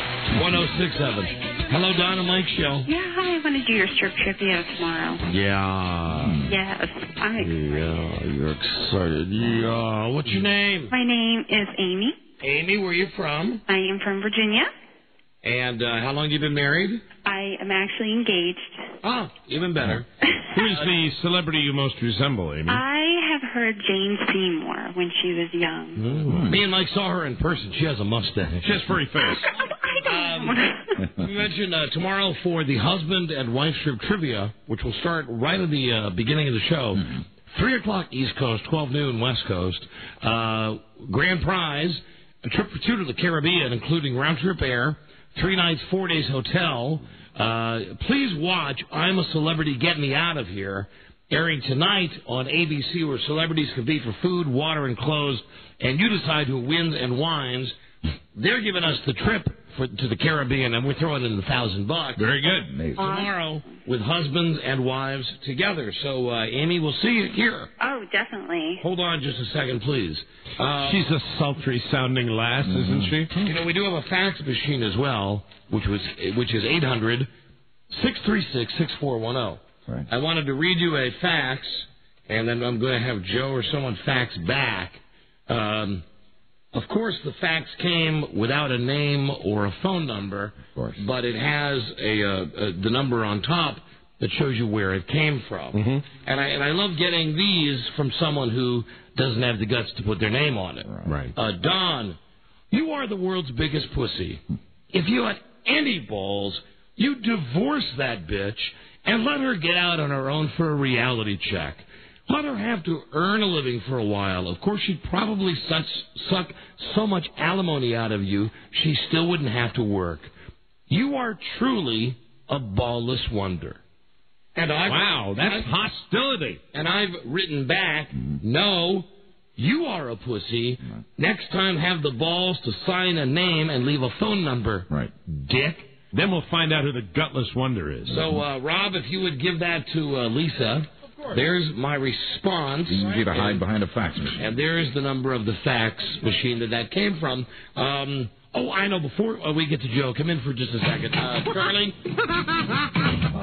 Charlie is very excited. Somebody told me... That is the best song I've ever heard. What is? The Roger Bob and Trobbin. I already know it. I know it by heart. How do you know it by heart? Trobbin Bobbin, got a Trobbin, for a Bobbin. Joe Gallagher. If I played it, could you sing along with it? Oh, yeah. Okay, let's sing. Pretty down. I love this song. I listen to it 20 times. I climb in the treetops all day long. The world feels good. I get it nice long. All the little kitties and their mothers ahead to share my bed. If the dick my head on the bobbin. For kitty bobbin. I'm just running for a bobbin, and it's gonna be Billy tonight. That kicks ass. Why is that? Jesus, that's funny. Why is that so funny? I don't know. I just think it's funny. Got a throbbing. It's going to be Billy tonight. Got a throbbing. For a bobbin. Got a throbbing for a bobbin, and it's going to be Billy tonight. Oh, that is so funny, Don. All right, That's Charlie. the best song you've ever played. All right, glad you like it, Charlie. That is the best song you've ever played, Don. Very glad you like it. Robin, got a Robin. Joe Gallagher's a genius. Jesus. Tart out. Wow. Wow. Interesting sign, huh? Yeah. Bye. I've never heard him do that before. No. Especially based on some of the comments Mike has made. Yeah, you never recently. know. You never know what's going to come out of his mouth. I know, Mike. You are you know. I'm an you enigma, are, Don. No, in the deck of cards, you're the Joker. the Joker is wild. Wild, man. Wild. Hello, Dynamite Show. Don and Mike, how you doing? We're doing great, thanks. My name is Jeff. I'm calling from Bakersfield. Hi, and Jeff. I just had to let you guys know, since you were talking about Gallagher, that the local station here that carries you guys, if you listen all day, you call in at the end of the show, and they'll ask you a question about the show, and then you win free tickets to Gallagher here in Bakersfield this Saturday. Hey, what a show, what a show. What are they trying to do, drive away listeners to this show? Anyway, you You guys have a great afternoon. The question would be, hold on, are you seeing Gallagher 1 or are you seeing Gallagher 2? Because we had... Whichever it is, you better wear your raincoat, dog. We had this discussion. We don't know which Gallagher brothers are the best. And has that been confirmed, or is it... No. I know it was a story, and have we ever, locked it in? Yeah, it was on... he does have a twin. It was on MTV or something where they just... Yeah, I mean, it was a credible story that the both Gallaghers do shows. We found the twins' website one day, I think. Right, too. that Yeah. was exactly it. I don't know which... But then you got the guys in Oasis. Right. And they're great Gallagher brothers, too. Yeah, and they're the ones that are always in trouble. Well, one of them is worse than the other. There's one that didn't, show up. They kicked him out. And wasn't Is it Liam? Yeah. Is that the bad one? The one that was up in the gallery? It's the best behind the music ever. Right. The one with Gallagher's from Oasis. All right, thank you, my friend. Oh, thank you. You guys have a good one. All right, see you later. Hello, Don and Mike. No wonder we're kicking ass in Bakersfield. Yeah, I mean, they're giving away tickets to see Gallagher. Let me just say, the next time we play affiliate roulette, right, we got to call the station out in Bakersfield and say, wow, thanks. When you really want people to listen to our show, give away Gallagher tickets. You really want to enjoy a Gallagher show, you better be in the first 3 rows, Don. Hello, Don and Mike. Gentlemen. Yeah. How are you? Great, thank you. Hey, throbbing for a bobbin. Yes. The words, if I heard them right, throbbing for a kitty bobbin. Yeah. You don't think this is a molestation song? Well, what the hell do you think it is? Of course it is. Oh, you guys like this stuff? Oh my God! Hold on. Oh my God! Hold on, we might have. This might be the biggest idiot we've had all day. The dumbest caller of the day. Now you stay on the line. It's very important. We want to work this to its conclusion. Okay. I would love to, because I just hopped on and caught you guys. See, I want to know where you're coming from. There's the problem. Okay, we understand the words and we understand what they mean. We also, at the same time, while understanding the words, cannot help but notice how horrible the presentation is. We have been mocking the song. We called the guy with a fake call saying how much we liked it, when in real life, if you've been listening to the whole program, we have been running the song and the artist into the ground because we really do believe it is the worst thing we have ever heard. That's beautiful. If you guys can get him to call. Let me ask you a question. Why do you have to jump on and call us before you... You don't know what you're talking about. You really don't know what you're talking about. You shouldn't. I mean, you just slow it down for everybody else. I'm sorry. I don't mean to do that. I just got in the car. I'm headed out. But really, have your friends ever... Have anybody in your life ever stopped to say, you're the type of a guy that walks into a party or walks into a room... where somebody's having a conversation that you know nothing about, and you immediately dive in with your meaningless opinion. And you inadvertently, absolutely just put the brakes on whatever the discussion is. Mm-hmm. Now, maybe your friends are too polite that they won't tell you this to your face, but I'll tell you, I know it's got to happen in real life.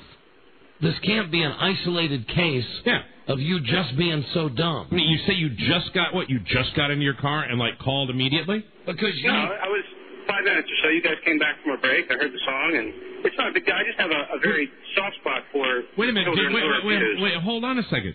Did you hear... And don't lay that children who are abused crap on. You have a very soft... Let me quote you. You have a soft spot for children who are abusers. No, children who are abused with a D. But wait, why are you bringing that into the equation? Is that the whole point of your... Did you want to come from the preachy top of the mountain and you wanted to make yourself look like a good guy? Is that why you were so overzealous to call us when you didn't know what we were talking about? Not at all. I think the guy who's singing the song should be throttled. That's all. No, the should be throttled? Be throttled. Yes. Throttled. Well, really, if you had listened for the entire show and you heard us playing this song, you would know that we've been slamming the guy for the better part of an hour. And I think you guys are doing a great job. Now, what do we need now? An apology? Yes. No. Well. No? Do you want the suicide pact? How about admission of guilt? No. John might want something more. He just jumps in. Yeah. You're just so eager. Just shut up. I mean, listen. What do you think, really, how long have you listened to the show? I've listened to your show for over 8 years. Okay. Started in Portland, actually. Okay, fantastic. So you've listened for 8 years, and what, you thought today was the day that we were going to come out and endorse child molestation. Well, and let me take it to a further conclusion here, idiot. What if we did like the song? The premise of the song, even though it's horribly executed and horribly sung, is that they are mocking Michael Jackson because they're slamming Michael Jackson for being an alleged kitty toucher. So even if we were liking the song, which is impossible because the song sucks, if there was a funny song about that, we'd laugh at it because it's not mocking the idea of pedophiles. It's mocking Michael Jackson for being a pedophile. But you... And now silence. Well, I've shut up because you guys have proved that I am, in fact, an idiot. Very good. All right, great. All right. Bye-bye. Damage is done now. I pray in your next life a priest gets his hands on you. I pray you go in the confessional. Was Joe right today or what? Yeah. Amazing. And here we go. Now we got a woman who wants to defend that guy. Susan. Yeah. Hi, honey. Hi, darling. I just thought you were being a little mean to the guy because you guys were all agreeing with each other, and he was a little No. Let me tell you what. Let me tell you why we weren't agreeing. Honey. Even if we liked the song, he thought the song was somehow not slamming Michael Jackson, and that's really what the song does, even though the song was horrible. So he spoke without thinking. He spoke without knowing what he was talking about. Much like you, called in to defend him. And it shook when she laughed like a bowl full of jelly. I can't believe you're making fun of me. Yeah, you love it. No, I don't. Yes, you do. Listen, No, I got don't. news for you. It happens behind your back all the time. You know, this is my first time that I've called you. Yeah. And so far, it's not a very pleasant experience. Although Right. somewhat pleasant in a really weird way. Yeah, see, now at least you're... And that's the first honest thing you've said. Right. See, you dig it. You like You know it. In what? fact, I think that's probably why you called in the first place. No, you know what I think it's funny, though? When I listen to you guys and somebody will call, and it's funny, I don't know if it's like when they're on the radio, you guys ask them something, and for whatever reason, they could say anything because you'll never know if they're telling the truth or a lie, and they tell the truth even if it's something that maybe they just need to keep to themselves. I just think that's kind of interesting. Excuse me for a second. What? What the hell did you just say? You know what? Maybe I'm just going to hang up because now I'm getting embarrassed. And I'm hoping nobody that knows me is listening. Hold on, how old are you? Oh, my goodness, I'm 39. And just now you're getting embarrassed? No better. Hi, Buzz. Hi. 39 years, and this is the first time you've been embarrassed? Well, I'm a very young 39. Right. Yeah, we'll be the judge of that. Yeah. See, now I'm Yeah. just digging a hole here. Yeah. But anyways, Yeah. I really do enjoy your show. I don't care. Yeah. I don't care. See, I mean, it was a very, very bad choice that you made to hop on at this particular time. I mean, we were completely justified in giving that guy crap. Oh, I just felt bad for him. And what was that? Connie says what? C-word says what? Well, listen, you guys. Boy, you guys are tough. Well, we're having one of those days where lots of idiots are calling us today. Listen, here's the deal for the final time between this show and every other goddamn radio show in the world. You call a regular show like Rush Limbaugh or any of those guys, and they get a dumb bitch like you on the phone, and the problem is that there's this unwritten rule that the customer is always right, and you're not allowed to say to somebody, honey, you're a dumb bitch. Your mouth is good for only one thing. Opening your mouth up. But I don't care. I'll tell you that. You know, I'm not even mad at you guys. Well, there are people that call that actually love this exchange. No, it's interesting because I know it's all in fun and you don't really mean what you're saying. Oh, no, we mean it with you. Oh, no. Yeah, with you, we really do. Yeah. No, you don't. No, with the other guy, we did. Well, we haven't offered anything, so yeah, we do mean it. No. I mean, if it was a personal offer to do what Don just suggested, I doubt that would be a pleasant experience for any of us. Well, listen, I love you guys. That got her. There you and go. I know that you love me back. No, we don't. Not a bit. Yes, you do. Yes, you do. No, we don't. One little bitty bit. That's another unwritten radio rule. You're supposed to say you love your listeners. I'll tell you, generally, We probably hate 80 to 85% of the people who call us. No, you're just saying that. No, I'm not just saying You're that. just saying that because you're trying to be cool. That's okay. Trying to be cool. Yeah, oh, that's why we smoke cigarettes, too. We roll them up like Fonzie. The sleeve of our white T-shirts. I will tell you that, strangely, this woman has served as a palate cleanser for that last guy. I don't know Well, there why. you go. You Well, no, see? don't take any credit. See, Don't you take any credit. You're just now learning the charm of me. Hey, wait a minute. See I that? hear. Hold on. If you listen very carefully, I think there's a young man in the back of the studio that's going to say something to you. Is it Rob? Yeah, listen up. I think you're a fat whore. You know, maybe I don't take any offense because everything you say is so opposite of what I am. So, but it's fine. I'll be the judge of that. I am rubber, you are glue, blah, blah, blah. You're a semen receptacle, that's all you are. No, I'm not. You're a spittoon for semen. That's it, honey. That's all you are. I got an ice cream headache now. 300-pound mayonnaise jar. And still they don't hang up. No. You're right. Oh, my God, you're right. Listen, I'm going to hang up now, okay? Thank God. But I will call you guys tomorrow. No. But then do it. Hang up one time. One of you idiot callers. Really, hang up. Eject. Okay, bye-bye. Nice talking to you guys. Off to Baskin-Robbins. 300-pound mayonnaise jar. Hello, Don and Mike. Hey, Don. Yeah. I think there might be a little bit of the fact that because of what happened to you yesterday, you're a little bit oversensitive. And see, if you're going to get two idiots in a row, let's get three. And this is a copycat. This is a copycat. This is a guy that wants to just get in. This is a guy that wants to join in the fun. And you know, now I hate threes. I hate the third caller. But I'll go ahead and ask, how am I being oversensitive? Well, I think because you were beat up by your wife yesterday, any kind of to listen to someone else, you're not willing to give that other person an opportunity to express a view that's different from yours. How many consonants are you dropping anyway? I'm not allowing people to do what? You're not allowed to accept another point of view other than your own. Then you own? Then your own, dummy. No, you said then you own. Yeah, you see the R, the apostrophe R-E was lost. Or was I being sensitive there? Hey, Don, look, you're not the brightest bulb in the socket, so you might want to be willing to listen to another point of view. The brightest bulb in the socket? Yes, sir. How many can you get on the socket? See, that would normally be, the expression, moron, is that the brightest bulb on the tree. You see, a socket would only have one bulb, so your little colloquialism is in error, you incredible dullard. But I bet Don got it, because that's kind of intelligent. No, don't drop it on Don. You're the moron, pal. I bet you, very seriously, I'm 100 times smarter than you ever are. Oh, really? Oh, really? Yeah, is that why you always refer to gutter humor in order to belittle someone? Yes. That's your main method of... Why do you listen, sir? Why do you listen?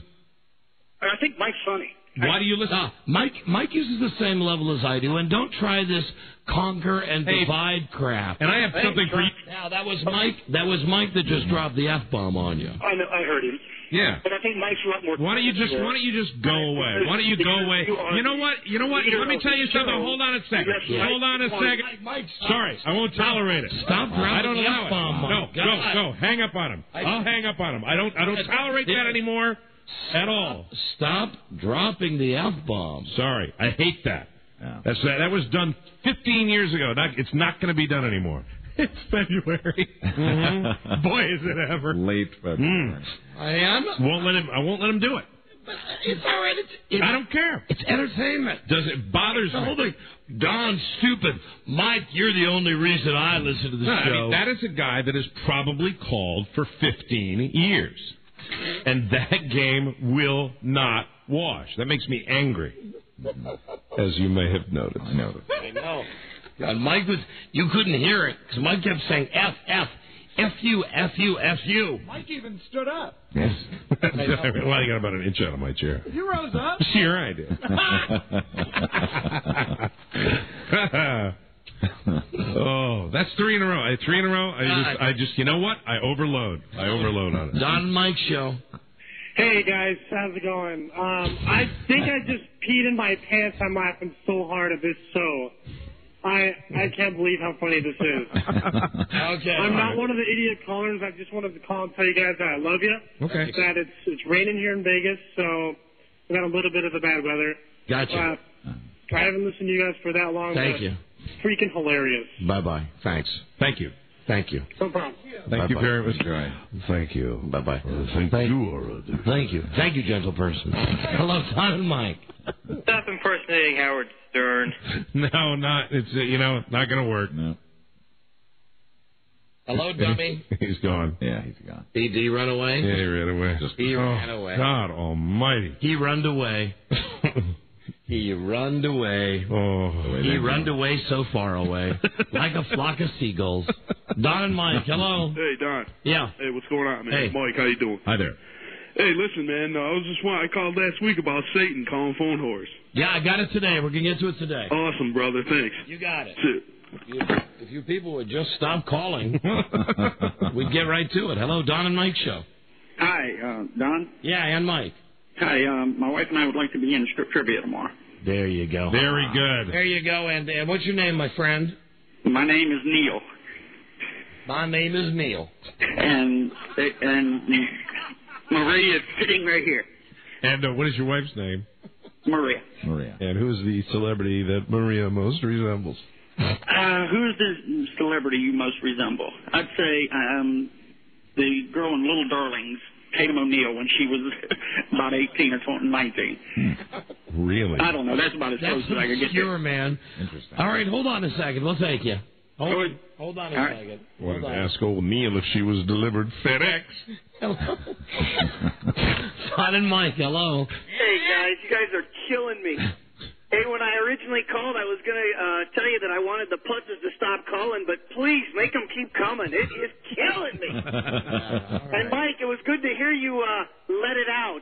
Well, it's just 3 in a row. It got to me a little bit, but now I'm just laughing. Hello, now Don it's and going Mike. into goofy land. Don and Mike, hello. Hello? Yes, hello. Oh, hi. It's more fun being on the phone listening to the show, believe me. Oh, well, that's because you hear pre-delay, right? Yeah, I hear all the bad words. Right. I had a question about strip trivia. Yes, ma'am. Is it going to be are the questions going to be like Trivial Pursuit? Yes. Yes, Trivial Pursuit. That's exactly it. Then all my clothes will come off, so I better not play.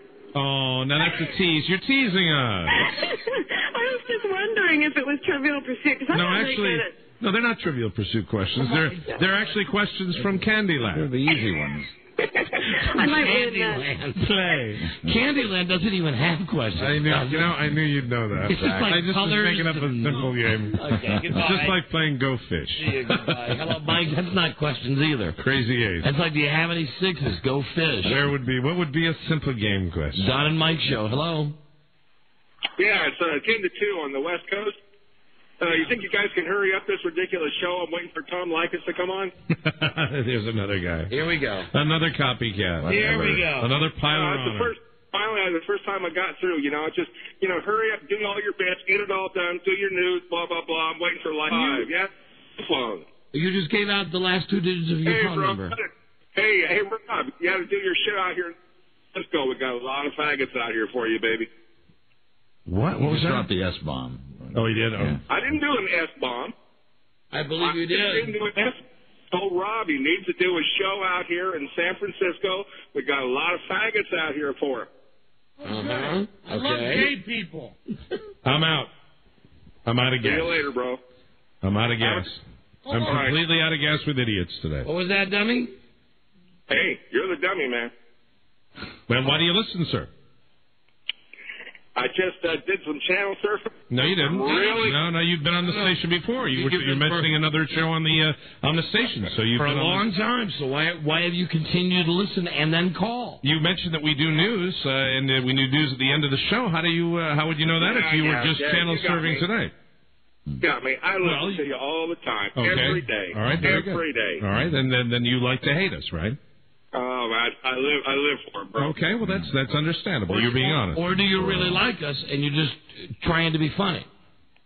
Hey, I'm not funny. You're the guys that are funny. All right, now so we're just trying to get inside your head, figure out what you're all about. A lot of room in there. So confused. Oh, the nervous laugh. Okay. Bye-bye. Hey, have a good one, guys. Yeah. Hi, Joey. People are just angry. They're done with winter. Yeah. But I've got news for all the callers. Tomorrow we're playing strip trivia, and we're not taking one-ear calls. So you better start being nice. It might take some, Joe. Hello, Don and Mike. Hello, Don. Yeah, Don and Mike. Yeah, and Mike, I'm sorry. Say, listen, I just want to thank you. You guys made me laugh so hard, I spilled a goddamn gallon of paint down in the basement. I'm doing the... Sorry. Anyway, thanks a lot. I appreciate it. You guys rule. Thank you very much. Thank you, my friend. It's nice to get the love with the hate. It's a nice mixture. Yeah. Don and Mike. Hello. Hello. Yeah, you're on the air. Oh, hey, how you doing, Don and Mike? We're doing great. Awesome. Hey, I was just getting information from Lisa. I wanted to come play that strip trivia marriage thing tomorrow. With your wife? Yeah. And you're married? No, I am married. That's what I was asking. Are you married? Yes, I am. What is your wife's name? Courtney. Is she Kim? What? Rob. You're not. You're not. She's 12. She's 12. She's 12. All right. Are you serious? Are you? No, she's 21. She's 21. And the celebrity you think she most resembles? Christina Ricci. Oh, very nice. All right. We'll look forward to seeing her. And I look like Carrot Top, if that means anything. You look like who? Carrot Top. Carrot Top. Carrot Top. All right. All right. We'll look for the NASCAR redhead. Beautiful kids. Thank you. Hold on. Oh, I got to tell you the funniest thing. When I was watching NASCAR this weekend, the AT&T car has Carrot Top on the roof. The whole on the hood, right? Yeah, on the hood. His big head, and it slammed into the wall, man. Really? Mean slam into the wall. All right. Clear out the lines right now. I mentioned Joe. I do want to get to the Satan stuff today, so we're going to do a quick break with Joe. And then we'll have Satan here to dial for whores and take your calls. Good day for him. But first, it's time for Joe Makes the Call for you. All right. And this is where we get our own lovable Joe Ardinger. Joe. It's very hard to dislike Joe. Joe's not just a name, it's an idea. World's oldest phone screener. Fathers expect more from a kid named Joe. Kind of a lack of ambition. Joe's the guy who wears a shirt that says Joe on it. But we dig Joe because, you know, he's like the lowest rung on the Don and Mike show ladder, and he's happy down there. He's very happy. And Joe brings a unique realness to this program. Right. And here's the deal. We're looking for situations, the most awkward situation, the most awkward phone call situation that needs Joe's simple touch and finesse. Very good. If there's a situation, a call that you'd like to make, and I'll offer myself as an example, yesterday, the whole thing with the gas station. Right. You know, if you're in a situation where there's a call that you'd like to make, but for whatever reason you don't have the time or the balls or whatever. Yeah, somebody that you've got an issue with, something that you want cleared up, you don't want to deal with. Something that's awkward for you, well, nothing's awkward for Joe. Call us right now, and we'll pick the most awkward call, and Joe will make the call. And if the call's a success, we'll give you $100 and tickets to the Summer Sanitarium tour. Very good. Phone number 877-365-3636. It's our own sweet, doughy-headed Joe. As we play Joe Makes the Call for You. And thank you for listening. Joe's not just a name, it's an idea. And as we go to break, let me just say, up and down, twiddle with my D, on my D, on my D. Twiddle with my D, up and down, twiddle with my D. Hope somebody's not just getting into their car right now. On my D. We'll be right back. This is the Don and Mike Show. This is the Don and Mike Show. Oh, take that out. It smells like Has this ever happened to you? You have a load of beer cans, stolen car parts, drug paraphernalia, rib bones, and tattoo needles that could sink a landfill. And a regular trash bag can't hold that crap. It'll just break. Clean that up. How are we going to sleep on the floor, huh? And who's that asshole? You need white trash bags. They're double packed to handle the type of garbage that only white trash can dish out. Hey, this thing weighs a I told you your grandmother died. Hey, look, it's not ripping or dripping or nothing. White trash bags. In 1-ply, 2-ply, and how the did you get it in their ply? The Don and Mike Show. I just can't deal with it. It's too big. You can call Don and Mike anytime from anywhere in America. 877-365-3636. They're ready to believe you. Say, baby, hey. Girls say. Where you can always count on some ass play. The Don and Mike Show. Right. There's my Gotcha, ass play. You know, there are lots of bands out there, but when you see a band live on Letterman and they're fighters, rarely does a band, do just a great job of sounding good on a TV show, and they were just awesome last night. As Letterman says, always fighting food. I love it, and I'm embarrassed that he loves them so much too. But I think they're one of his favorite bands too, right? I think they are his absolute favorite band. He's got good taste. Next to who's the dead guy? Warren Zevon. Yeah, nearly dead. Nearly dead. Warren Zevon. Yeah. Seems like Beck too. Beck, yeah. Yeah, I don't like Beck. That's where we part company. I like this band too. Here he is, everybody. The world's oldest phone screener, Joe Ardinger. Joey? Joe. Yeah. How's this looking for Strip Trivia husband and wife edition tomorrow? Looking strong. I just took a call from a woman who's 7 months pregnant. Bonus. I was like, hey, come on. What have you changed your thing? I bet she doesn't show. Yeah, 7 month shows. No, I mean, I bet she doesn't show up. Yeah. That's what I said. That is. Well, she's more than welcome to. Why, you dig that? Hey, she's going to have bigger boobs. Tomorrow when we play the husband and wife Strip Trivia game, we'll be giving away $1,000 and a trip for two to the Caribbean. What do I care? She's not my wife. Including ground repair, 3 nights, 4 days hotel. Celebrities compete for food, water, and clothes. You decide who wins and why. Don't miss I'm a Celebrity, Get Me Out of Here, airing tonight on ABC. Joining us now is Joe Ardinger. Joe's not just a name, it's an idea. The wisdom that is the world's oldest phone screener, Joe Ardinger. You know, he makes statements that I don't necessarily agree with, but I certainly can't find fault with the lad.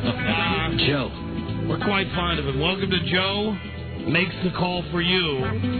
We're looking for awkward situations. Joe? He's a walking awkward situation. He's the TOI, Mike. Yes. The Tower of Intellect. Yeah, absolutely. Joe Ardinger. Not to mention the VI. Joe, I got to tell you, Joe runs the 2 to 3 hour here on WJFK where they run Dust Of every day. And, that reminds me. We really have to do something at this radio station, WJFK, about...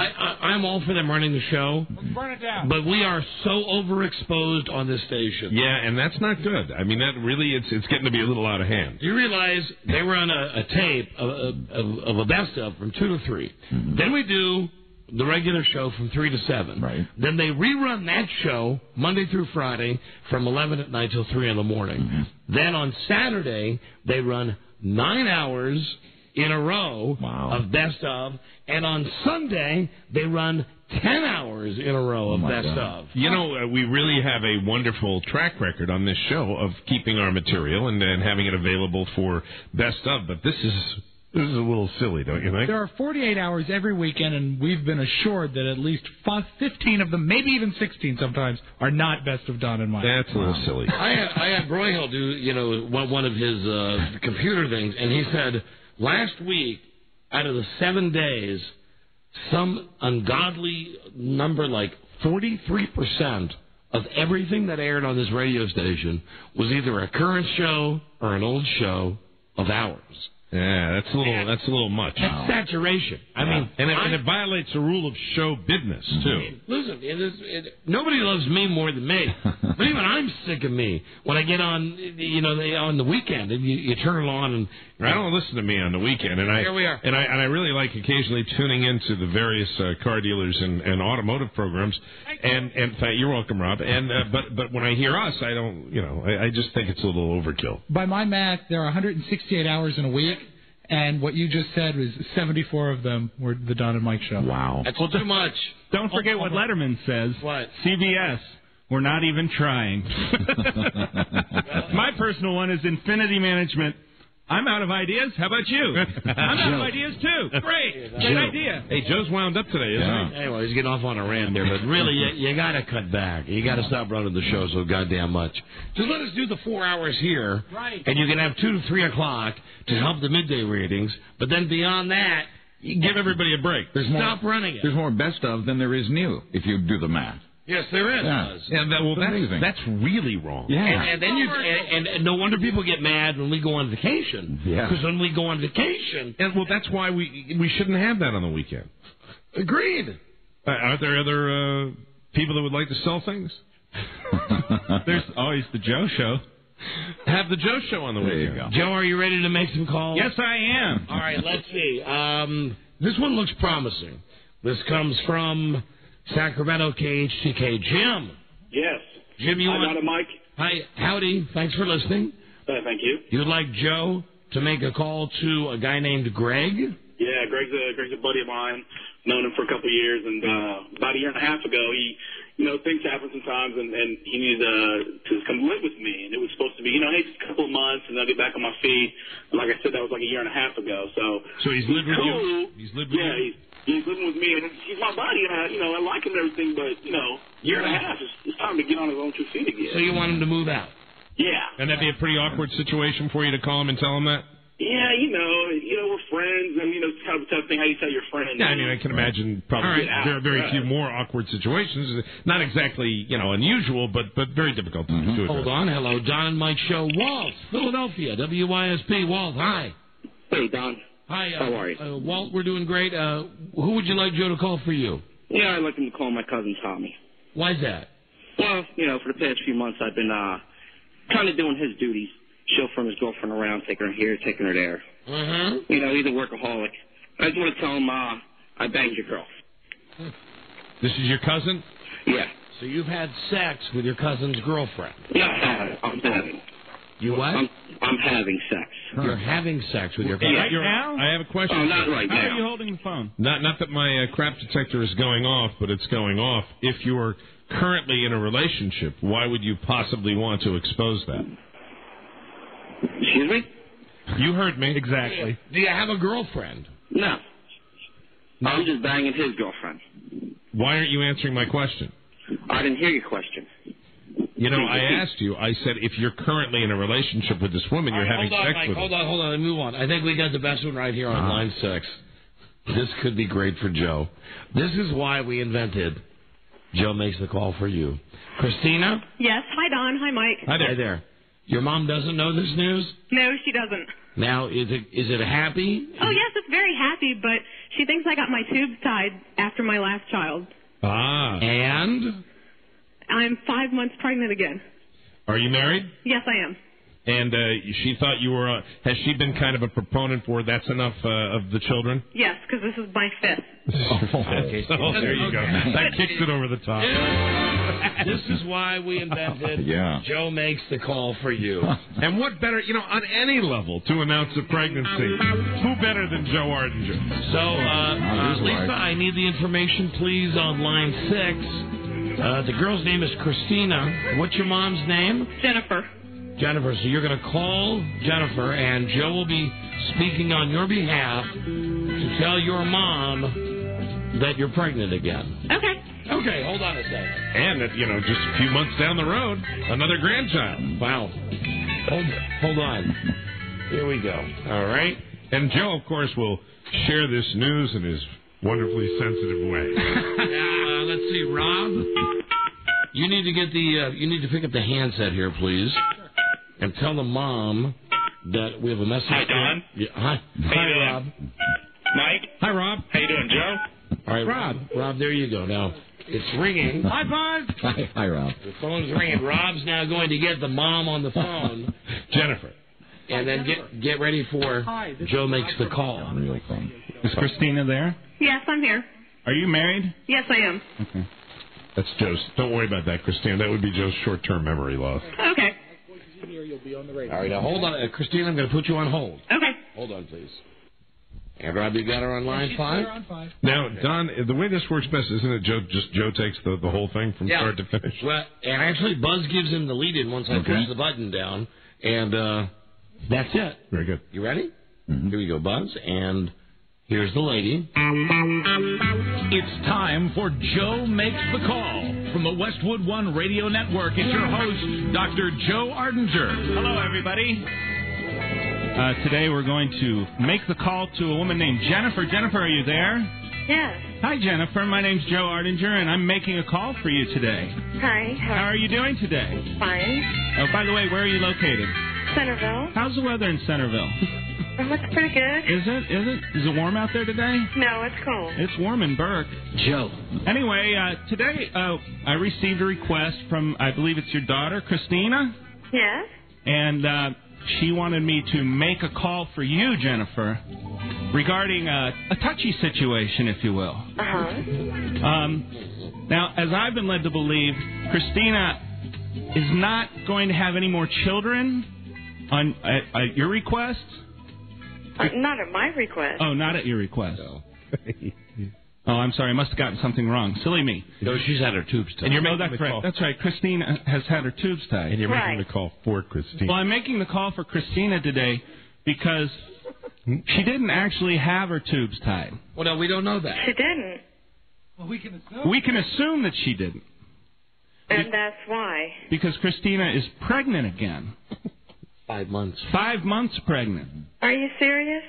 And the father is Mike Tyson. No, I'm just kidding. No, she is pregnant again, 5 months. Yeah. She is? Yes. How do you feel about that? You're going to be a grandmother again. That's number 5. What do you say I come over there, we'll celebrate tonight, huh? Huh? That's number 5. Number 5. Yes. Does Christina work? No, she's a stay-at-home mom. Oh, she's a stay-at-home mom. Great. Yes. Does she? Do you ever babysit for her? Yes, when they need me. Well, that's another bundle of love for you. Yes, it is. And another full diaper. Yeah. So tell me, how are you feeling about this great news? How am I feeling about it? Yes. How are you, Jennifer, feeling about it? How am I feeling about it?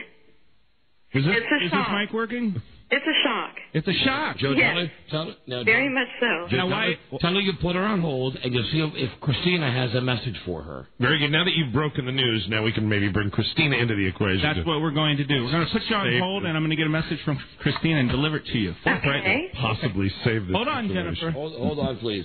Let me see. Christina. Hi, Don. Hi there. How do you think Joe did, Christina? He did good. I can tell my mom's a little pissed off. Is she really? Yeah, I think so. Is there anything else you would like Joe to pass along? Before we put you on with your mother. No. I don't really have anything else to say. Christina, did you have your tubes untied?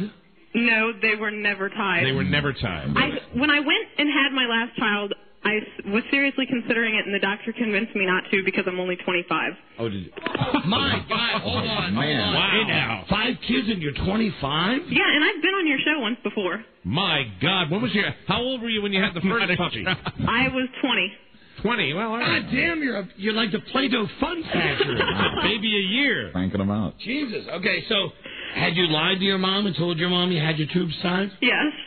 Do you want Joe to tell her you never had your tubes tied? No, I'll break that news to her. All right. No, I think that's a good one for Joe. Yeah, let Joe do that, and then we'll bring you into the equation. Hold on, please. One last thing for him. Hi, Jennifer. Hello. It's Joe Ardinger again with you. Yes, hi. You know, we were just talking to Christina. Uh-huh. and we asked her if she had anything else to say to you, and she said no, but she thought you sounded pretty pissed. Well, actually, I could hear her. I'm just very shocked. Oh, you could hear that on hold. Oh, you heard the whole thing. I sure did. Well, then we're much like Joe Ardinger in that respect, aren't we? Yeah, we are. So you heard the whole thing about the tubes. Yes, I did. So you know that your daughter never really had her tubes tied. I do now. Would you like to speak to your daughter, Jennifer? Sure. All right, let's conference these lines together now. And here they are, mother and daughter, Christina. Hi. Hi. There's your mom. Say hi to your mom, Christina. Go ahead. You might want to speak to her now. Hi, Mommy. Hi, Christina. Hey, Christina, as an observed third party, can I ask you, don't you ever just do it for fun? Yeah. Yeah, we do. Your hubby not real good at the old birth control thing? Well, both of us aren't. Both of you aren't. Yeah. Nothing quite like that union, huh? Right. Have you tried the pill or rubbers or... Evidently not. I've never been on the pill, but we use condoms, but they get old after a while. Well, you're not supposed to use the same one twice. No, I didn't mean like that. You're supposed to throw them away, honey. Man, they would get old. They get gamey. You beat me to it on that. It's been a great edition of Joe Makes the Call for you. Bravo, Joe. Yeah, Thank you. Good job. Wow, this is something else. Yeah, I can tell you're excited. Christina, for you, we have dinner for two at Hooters and tickets to the Summer Sanitarium Tour, FedEx Field on July 18th. Say that's right around the time that child number 5 will be born. You do a lot, Jennifer. You do a lot of babysitting. I'd like to do more, but... Oh, hey, well, then there you go. There you go, Christina. That's a great attitude. You know what, Christina, what the hell? Let's make this dinner for 7. Amen. So we'll give you tickets to go see Metallica, Limp Bizkit, Linkin Park, Deftones, and Mudvayne. You've won them before you can buy them. Tickets go on sale Saturday at 1. Our tickets courtesy of Hooters. Oh, great. So enjoy. Thank you. And listen, Grandma, what can we say? But your daughter's done it again. And how many? Well, I love her anyway. Jennifer, how many kids in the family? I have 3. You have 3. Oh boy, you're practically infertile. And we always like getting from Dr. Joe. You know how at the end of Jerry Springer he always winds it up with Jerry's final thought? Yeah, final thought from Joe about the whole situation. Okay. So now here is Dr. Joe speaking to both Christina and Jennifer. Dr. Joe? Christina, Jennifer, now I know it looks like you have a burden ahead of you. And it's a long road to hoe. Well, the one good thing is it's not really my road. That's right. That's right. It's Christina's road. Yes. Except for those occasional times when Christina and her husband want to get away for a little while. Right. I think you know what I mean. Right. But just remember, that little bundle of joy is going to bring a smile to everyone's face. Oh, yes. And who knows, it may be the next president of the United States. That could be, but yes, she, he. And Christina, I have some advice for your husband. Okay. Always remember, pull out. Yeah. There you go. There you go. All right. Thank you, Christina. Thank you, Jennifer. Thank you. Thank you. Hold on. Well, that's how we do. Joe makes the call for you. Joey makes the awkward call. Babies having babies. Somehow, that was a call that needed the unique finesse and touch that only our own sweet doughy-headed Joe could have brought to the situation. And there is a sweetness there, through all that, cotton candy between his ears. There's a certain sweetness that always comes through. Gotcha. There he is. And Joe, before you leave, we have an ETA. Not that it bothers me in the least, because I'm all for free speech and free dress. But is there an ETA on your next haircut? Is it bothering you? Am I scaring you? You're starting to get that David Cassidy look. A little too rednecky for you. Can I weigh in with the longer the better? I think it will fit his personality beautifully. I agree. Yeah, I'm going to get it trimmed eventually, very soon. Because it is getting a little wrangly. I'm starting to look like Nick Lowe every morning. I myself was thinking perhaps you go for the Greg Allman look. Yeah, like all the way down. Really like where you can put it in like Willie Nelson pigtails. It's always a mystery talking to Joe. Oh, and a beard. I don't grow a very good beard, though. I can't even get a goatee going. Even better. All right, Joe. Hey, well, listen, as always, Stump the Joe brought to you by What is it? Job? Durex condoms. Durex today. rollers and Job condoms. Very good. And that's what they call it. Rolling Job papers. makes papers. Yeah. Rolling papers, right. So I Job hear. rolling papers. Joe Makes the Call is an uncopyrighted feature. All right, get out of here. Thank Joe. you. Thanks, Joe. Bye-bye. And now walk your awkward self out of here. there he goes. Dr. Joe Makes the Call. There he is. He's something, ain't he? He's good with the ladies. No, he's not retarded. No. Joe makes the call for you. Well, everybody's waiting. We've talked about it for about a week. We haven't gotten to it. It's getting hot in here. Satan's going to dial for the phone whores. But I think if I know Satan, he'll want to come in and just say hi. Mm-hmm. I understand Satan wanted to talk about the show and actually yesterday's show and just wanted to speak in general about to us for some reason. And, generally he likes coming in and taking the temperature of the room. Absolutely. Before he actually gets to the bits. And then speaking of advice, I mean, he's somebody that has advice for everybody. Exactly, for phone horse. Phone horse. Satan likes to panel. You know, if I can use talk show lingo. Sure. Lingo. Satan likes the panel before he actually does the bit. I mean, the phone hoes are a walk in the park for Satan. He likes to get down and get personal. So when we get back, the almighty Lucifer, we will be right back. This is the Don and Mike Show. This is the Don and Mike Show. Okay, we're back. So why don't we go to our first caller? We have Harvey in Manhattan. Good afternoon, gentlepersons. How are you both? Good, how are you? I'm great. First, I just want to say that I've accepted Jesus Christ as my personal Savior. All right. And my question is about my little boy. He hangs out with other little boys, and they taunt each other about each other's religions, and there are occasions where I'll go into his room and I'll find him literally practically eating his own BM while he's listening to the Don and Mike Show. And I was wondering if you think this is healthy for little boys to be doing this sort of thing. How old is your boy? He's 27. Where's your BM detector now? See? Oh, I don't know how you got that call through. I gotta hang up on this guy. We used to use a delay for morons. You know what? I haven't had a call like that in years because of call identifying. You'd think that the morons were gone. The Don and Mike Show. When you hear the dull creak of the casket, you know it's time for the Don and Mike Show. Now, here's the deal. From anywhere in America, 877-365-3636 from Canada, or some people say Canada. 800-636-1067. Are you going to boo Canada every time he gives that phone number out? No, that's like a Legion Star flag. And Washington, D.C., 202-432-1067. Tomorrow, for the first time ever, trying to spice up strip trivia, husbands and wives. Very popular. Lots of husbands and wives and engaged couples have already called in. Yeah, we got lots of them calling. Always room for more. We're giving away $1,000 and a trip to the Caribbean. And hopefully, if all goes according to schedule, we'll meet the couples right up front tomorrow, get to the game, play the game, and have plenty of time left for Buzz's news and comments. Fantastic. Now, without further ado, Rob, if you would do what you have to do. Sure. Buzz, I'll need an intro again. Okay. If you don't mind, because I think the Prince of Darkness is in the house. Look out, America, from the Westwood One Radio Network. It's Satan dials for phone whores. And now, here's the Prince of Darkness, Beelzebub. Oh, it's always a pleasure to welcome this gentleman back to our studio. Hey, there you are. Yeah.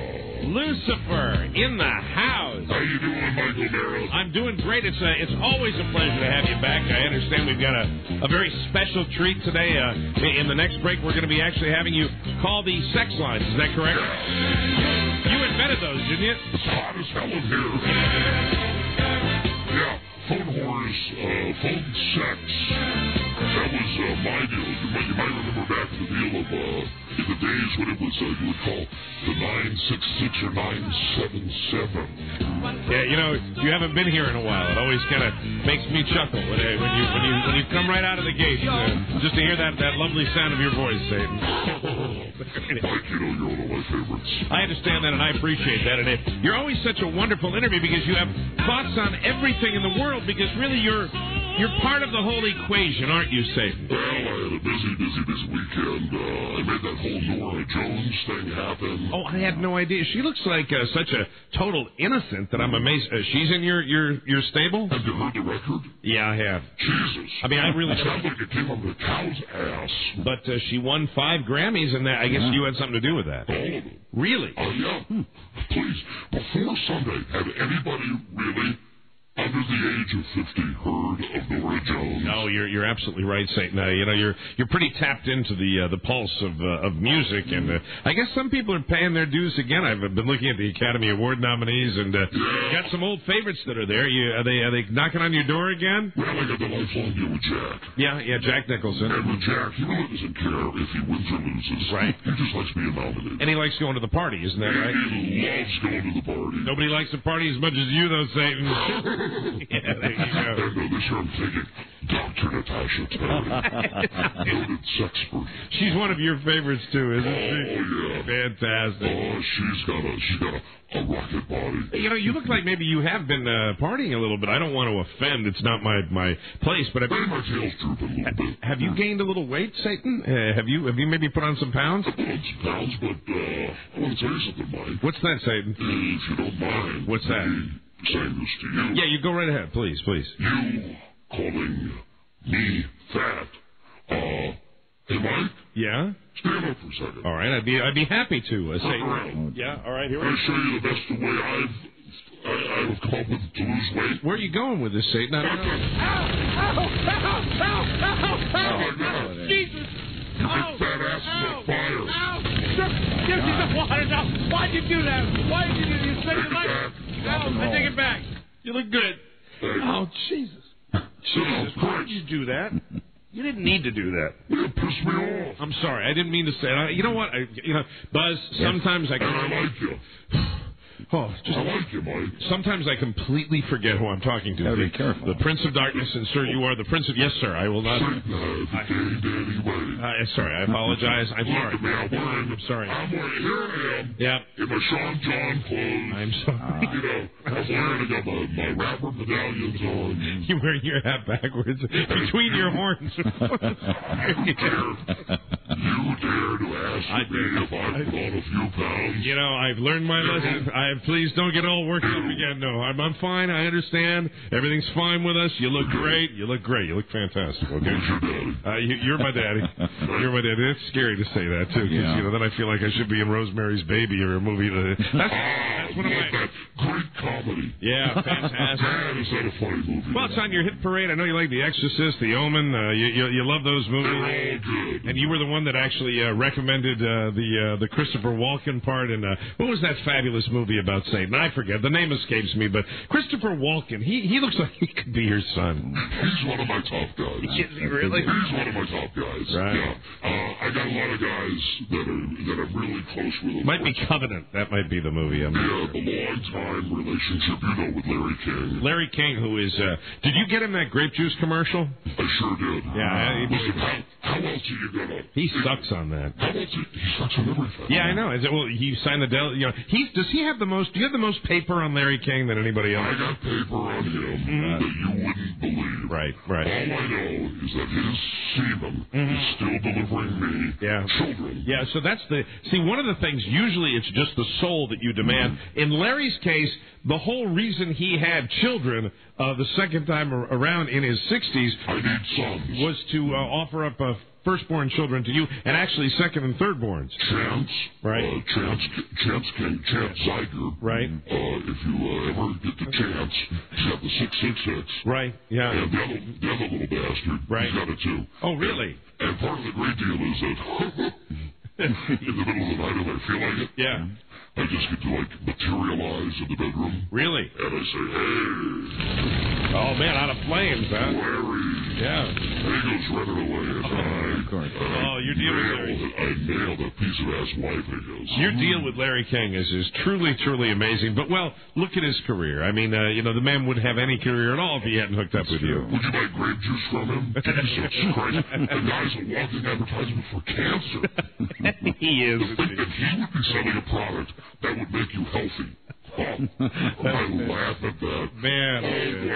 All right, Mike, I got a shout-out to a good friend. Please do say this is your forum. Who I've just signed a brand new deal with. Oh, really? This is always exciting news when you tell us who's new to the stable. The very untalented Bill Maher. Bill Maher. I'm glad to say that I just got him a deal for a late-night show on HBO. Oh, fantastic. You know, his career when he made those stupid comments about the U.S. military, I really thought that was it. So I guess he came into the fold after that. Yeah, he's a good guy. He's sold me his soul and the soul of a couple of other people, so I got him on HBO. I got the direct line with HBO. Also, I want to shout out to my man. Let me just say right now, Mike Tyson. Yeah. F you till you love me, faggot. And, you know, we all knew that he was going to make the comeback. Satan, you tipped your hand on that one, so we're going to see the big Mike comeback now. Yeah, you're going to see him take on the British guy. Lennox Lewis? He's not in my camp, incidentally. No, well, he doesn't need to be right now. What's going to be the result of that? Yeah. I didn't want to sign with Satan. You don't really like those British fighters, do you? No, I don't. No. So what about war, Satan? You know, nobody likes a good... I love me a good old-fashioned war. You got it. And my man, George W. has signed up. Right. And we've got a war coming. No matter what, right? No matter what. That's incredible. And you like a world war just about as much as anybody. I keep trying for WW3. Right. I keep trying. You know, I tried with Clinton. Right. But all he wanted was BJs. Yeah. So I had to fix it so that Dum Dum could get the job. Any timetable on the war, Satan? Could you tell us when it's going to go down? It's going to happen, I believe, before St. Patrick's Day. Oh, really? That's what we're looking at. Oh, really? I didn't know that. That's sooner than I expected. Well, the deal is this. We've already missed February sweeps. Right, of course. We want to time this so we get the best possible ratings for CNN. You know, speaking of sweeps, can I ask you a question, Satan? I don't want you to get upset with me like you did before, but I wanted to mention this to you. The most popular show on television is Joe Millionaire. Yes. What is the deal with the nice girl winning the hand of Evan Marriott? I mean, I thought... Can I tell you something about her? Yeah? She's a dirty little whore. Really? Wow. Zora. Oh, yeah, it sounds kind of like a Satan. Think about it. Yeah. What's Zora. You bought it. Yeah. Mike, I thought you were smart. I should have known. I thought you would have known that I had branded her a long time ago. You kooky Beelzebub. She was a bad girl. So all that stuff about her helping the elderly? Man, can I tell you what she does? What does she do? She pulls the plug. Really? Oh, no. There you go. Yeah. She's in your service. Yeah, That's why she won. Of course. I should have known better, Beelzebub. And please, I told you, call me Lucifer. Lucifer. Call me Bouillabaisse. Bouillabaisse. You don't like Beelzebub? But Zora's in my camp. Fantastic. She's a whore, and I want to tell you something else. She likes it on the dirt road. Oh. Does she really? She likes it muddy. You know, my radio partner, Mr. Don Geronimo, is not a big fan of that, Satan. Yeah, I know. I'll win him over on that. I understand. Because you know he signed a lifetime pact with me. And Jesus Christ, yesterday was my phone ringing yesterday. Really? Frida was calling me. Was she really? She was saying, Jesus Christ, take him down, take him down, take him down. And I said, honey, listen, you signed the deal. Who's driving the Jaguar? I said, you are. Wow. So you got to put up with him. He's not the brightest guy in the world. Not the brightest bulb in the socket. He's no help around the house. Right. But let's face it, he makes a good living. Yeah. He comes home. He's loyal to you. He thanks you. You sound like you're in his corner, Satan. In Don's corner? Yeah. He's the greatest, Mike. That's to you. Thank you. He's my favorite. That's wonderful. Thank you. Oh, really? Yeah. There's one man on this show I understand. who dwarfs all of you. Who would that be, Satan? Hey, Rob, he's looking over you. Come up to the microphone, Rob. Have a word with Satan. How you doing, Mein Kampf? Listen to that. Hey, Yeah. Fred, what's up? He's the guy that really follows your teachings. Yeah. How are you, friend? It's all about the soft sell, Mike. I understand, Rob. Charming exterior. Now, go ahead and say hi to your hero. What's up, Brad? You're my man, Rob. You're the man. How can I be the man when you're the man? Yeah, you're the man, Rob. I gotta thank this guy. You know what about this guy? What's that, Rob? Don't embarrass me, That's now, the Rob. one. You know, you think I'm evil, but this guy's soul, blacker than 1,000 midnights. I know that makes you happy, it Rob. does. He's a good fellow. And I was so happy when Rob had a son. Yes, this is true. Because, of course, he's mine. It's your son. He's mine. Well, we've covered Rob. We have to speak about this other gentleman here. What is your take? He's kind of a mystery man of the show. I'm always curious. What do you think about this guy, Buzz Burbank, our stellar newsman over here, Satan? He's a customer. Yeah. But he's a... How do I say this? You say it any way you can, Satan. He's a member. Yeah? But he has a very exclusive membership. Really? Kind of on the QT? On the QT. Like, do you think we'll ever find out about what the details are, or is that basically between you and Buzz? I can tell you. I can write it down for you. Please write it down, Buzz, if you don't mind. I don't mind. Oh, Buzz, you really seem didn't want this to come out. You seem a little uncomfortable. Well, of course, I'm very uncomfortable with this. It kind of was our little secret until now. Mike, that's for you, okay? You got that? Okay. I won't share it. Immediately. Don't worry, Buzz. The piece of paper is gone to flames immediately. Yeah, thank you. I appreciate that. But Mike, hey, Mike, how you doing? Can't afford that kind of thing getting out. How you doing, Mike? Doing good. I'm doing well, Satan. I'm doing well. It's nice that you've given a perspective on everybody on the show. Suffice it to say, Buzz is in my stable. Very good. Well, it's nice. As you know, unfortunately, he's not able to have children. So he's had to sell out his soul. Didn't you take that away from him when you punished him at one point? Way back in Wichita. Yeah. But we don't talk about those times, do we, Buzzy? We try not to. Wasn't that back in the day he punished you for just being too darn nice? Yeah, that's how it started, actually. Hey, you, Helston. I didn't like that. Hey, I like that. I kept holding out for a better deal. Like that joint for you. Well, Satan, I have a question for you. Yeah. Have you ever, I know you've set up these sex lines and you've done this before. Have you ever spoken to the girls, though? No, this is going to be a great treat for me. Now, what would you say to the people who say, hey, Satan, he'll scare the girls? I mean, are you capable of sweet-talking them? Am I capable of sweet-talking? Listen to me. I know you had that relationship with that sex therapist. Here's the deal. I'll tell you the latest one I did. You know the See You in Toledo, Avril Lavigne? Yeah. She's got about as much talent as I've got in the end of my ponytail. Okay? I didn't know you felt that way. Bitch wouldn't know music if it came up and slapped her between the legs. Interesting. Wow. So, yeah. One night I see her and I say, well, the company, the country, we're growing tired of Britney and the boy band. Yeah. I need a grungy girl. Mm-hmm. So I picked her up one night at the bar. Did you really? Yeah. You made her over? Yeah, I did the whole thing where I got the goofy, haircut like Kurt Cobain. Yeah, once you've had a Satan makeover, I mean, it takes. I mean, anybody that, ask Rod Stewart about that. And I get in there, he's a customer. Well, we know that. I mean, who do you think invented the rooster cut? It was you. Lifetime Achievement Award, how you like that? Fantastic. And incidentally, Bee Gees, I got news for you. What? Don't F with me, okay? Oh, yeah. Don't F with me. Yeah, well, they tried to get a little happy on him. And you signed a deal with me, man. Right. Saturday Night Fever, that was my show. Come back my ass. And then they say, oh, but we thought the deal expired. That's what they say. You kind of showed them. Yeah, the deal expired, all right. Once you sign with Satan, everybody should know this. That deal is for life. You bet. Or, in the case of Morris Gibb, until death. I understand that, boy. Until death do us part. I hate it when you get angry like this. Your tail sticks straight up in the air and you get frightening, Satan. You really do. Sometimes when the tail's up in the air, I'm aroused. Mike. Hey, can I tell you something? Now, wait till the number 3 comes out. Oh, dear. Satan, shower. You've lost weight, Satan. Shower of love. Mike! Ow! Ow! Why'd you do that? Why did you... Patronize me! I wasn't. Ow! Make it stop. Drop and roll. Make it stop. Drop and roll, Make Mike. it stop. Drop and roll. Ow. See what you made me do. Jesus Christ. Oh. See what you made me do, Mike. Oh, my. Buzz, I think that's 3rd degree.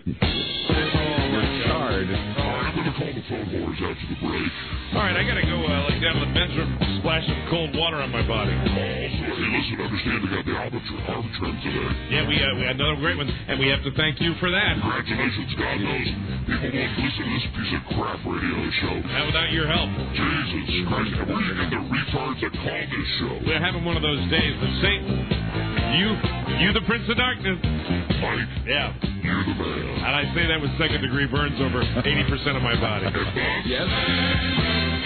Burn, baby, burn. I hear you. Burn. Hey, I guess, Buzz, we need you to take us to break here. All right, then. You're listening to Satan Dials for Phone Whores. Up next, the big calls from the Prince of Darkness. It's like burning hair in here. Yeah. Ow! What did I do? What did I say? What did I do? Ow! Ow! Ow! What did I say? Ow! Hi, Satan. Oh, man. I love that retarded guy. Satan loves Charlie. Do some more Charlie. Hey, Satan, how are you? He loves it. We love Charlie. That's good, Satan. We love Charlie. Oh, man. All right, everybody. Listen, some of my good friends coming up. I noticed Fox Television buying commercials here. He likes to look at the commercials. Mitsubishi. Very exciting. Subway. Yes. Like anybody believes that Jarrett crap. Verizon and Westwood. So Westwood One, my network, has bought commercials here. It's your network, Satan. Michelob beer. Hey, I know you like that. You like the whole Anheuser-Busch family, don't you? Michelob beer. Please, you know how you get that? It's donkey urine. Oh, stop it, Satan! You can't attack our. You can't attack our sponsors. You're not attacking the sponsors. Yes, you are. You are attacking our sponsors. Rock and roll. No, you're not.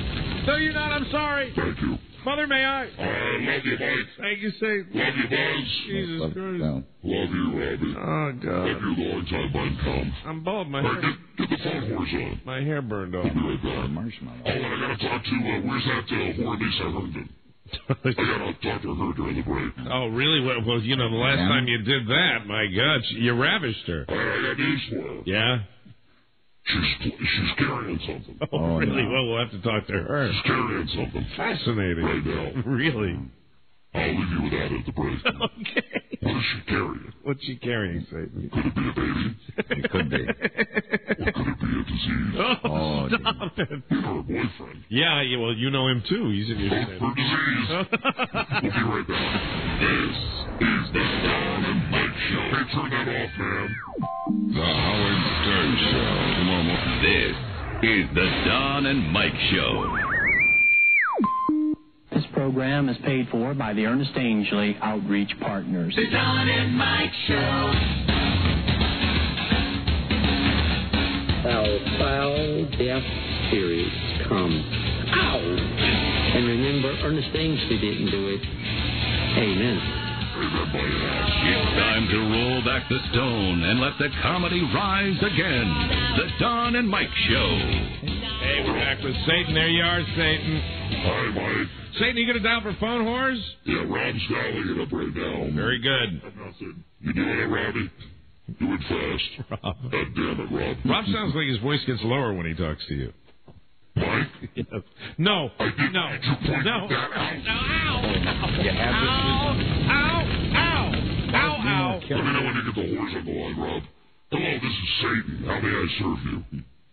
Yeah, this is it's Jesus. I'm calling to find out why you keep on using my name on it so often. Oh, come on. Your name is Larry. You're from Philadelphia. Who do you think you're effing with?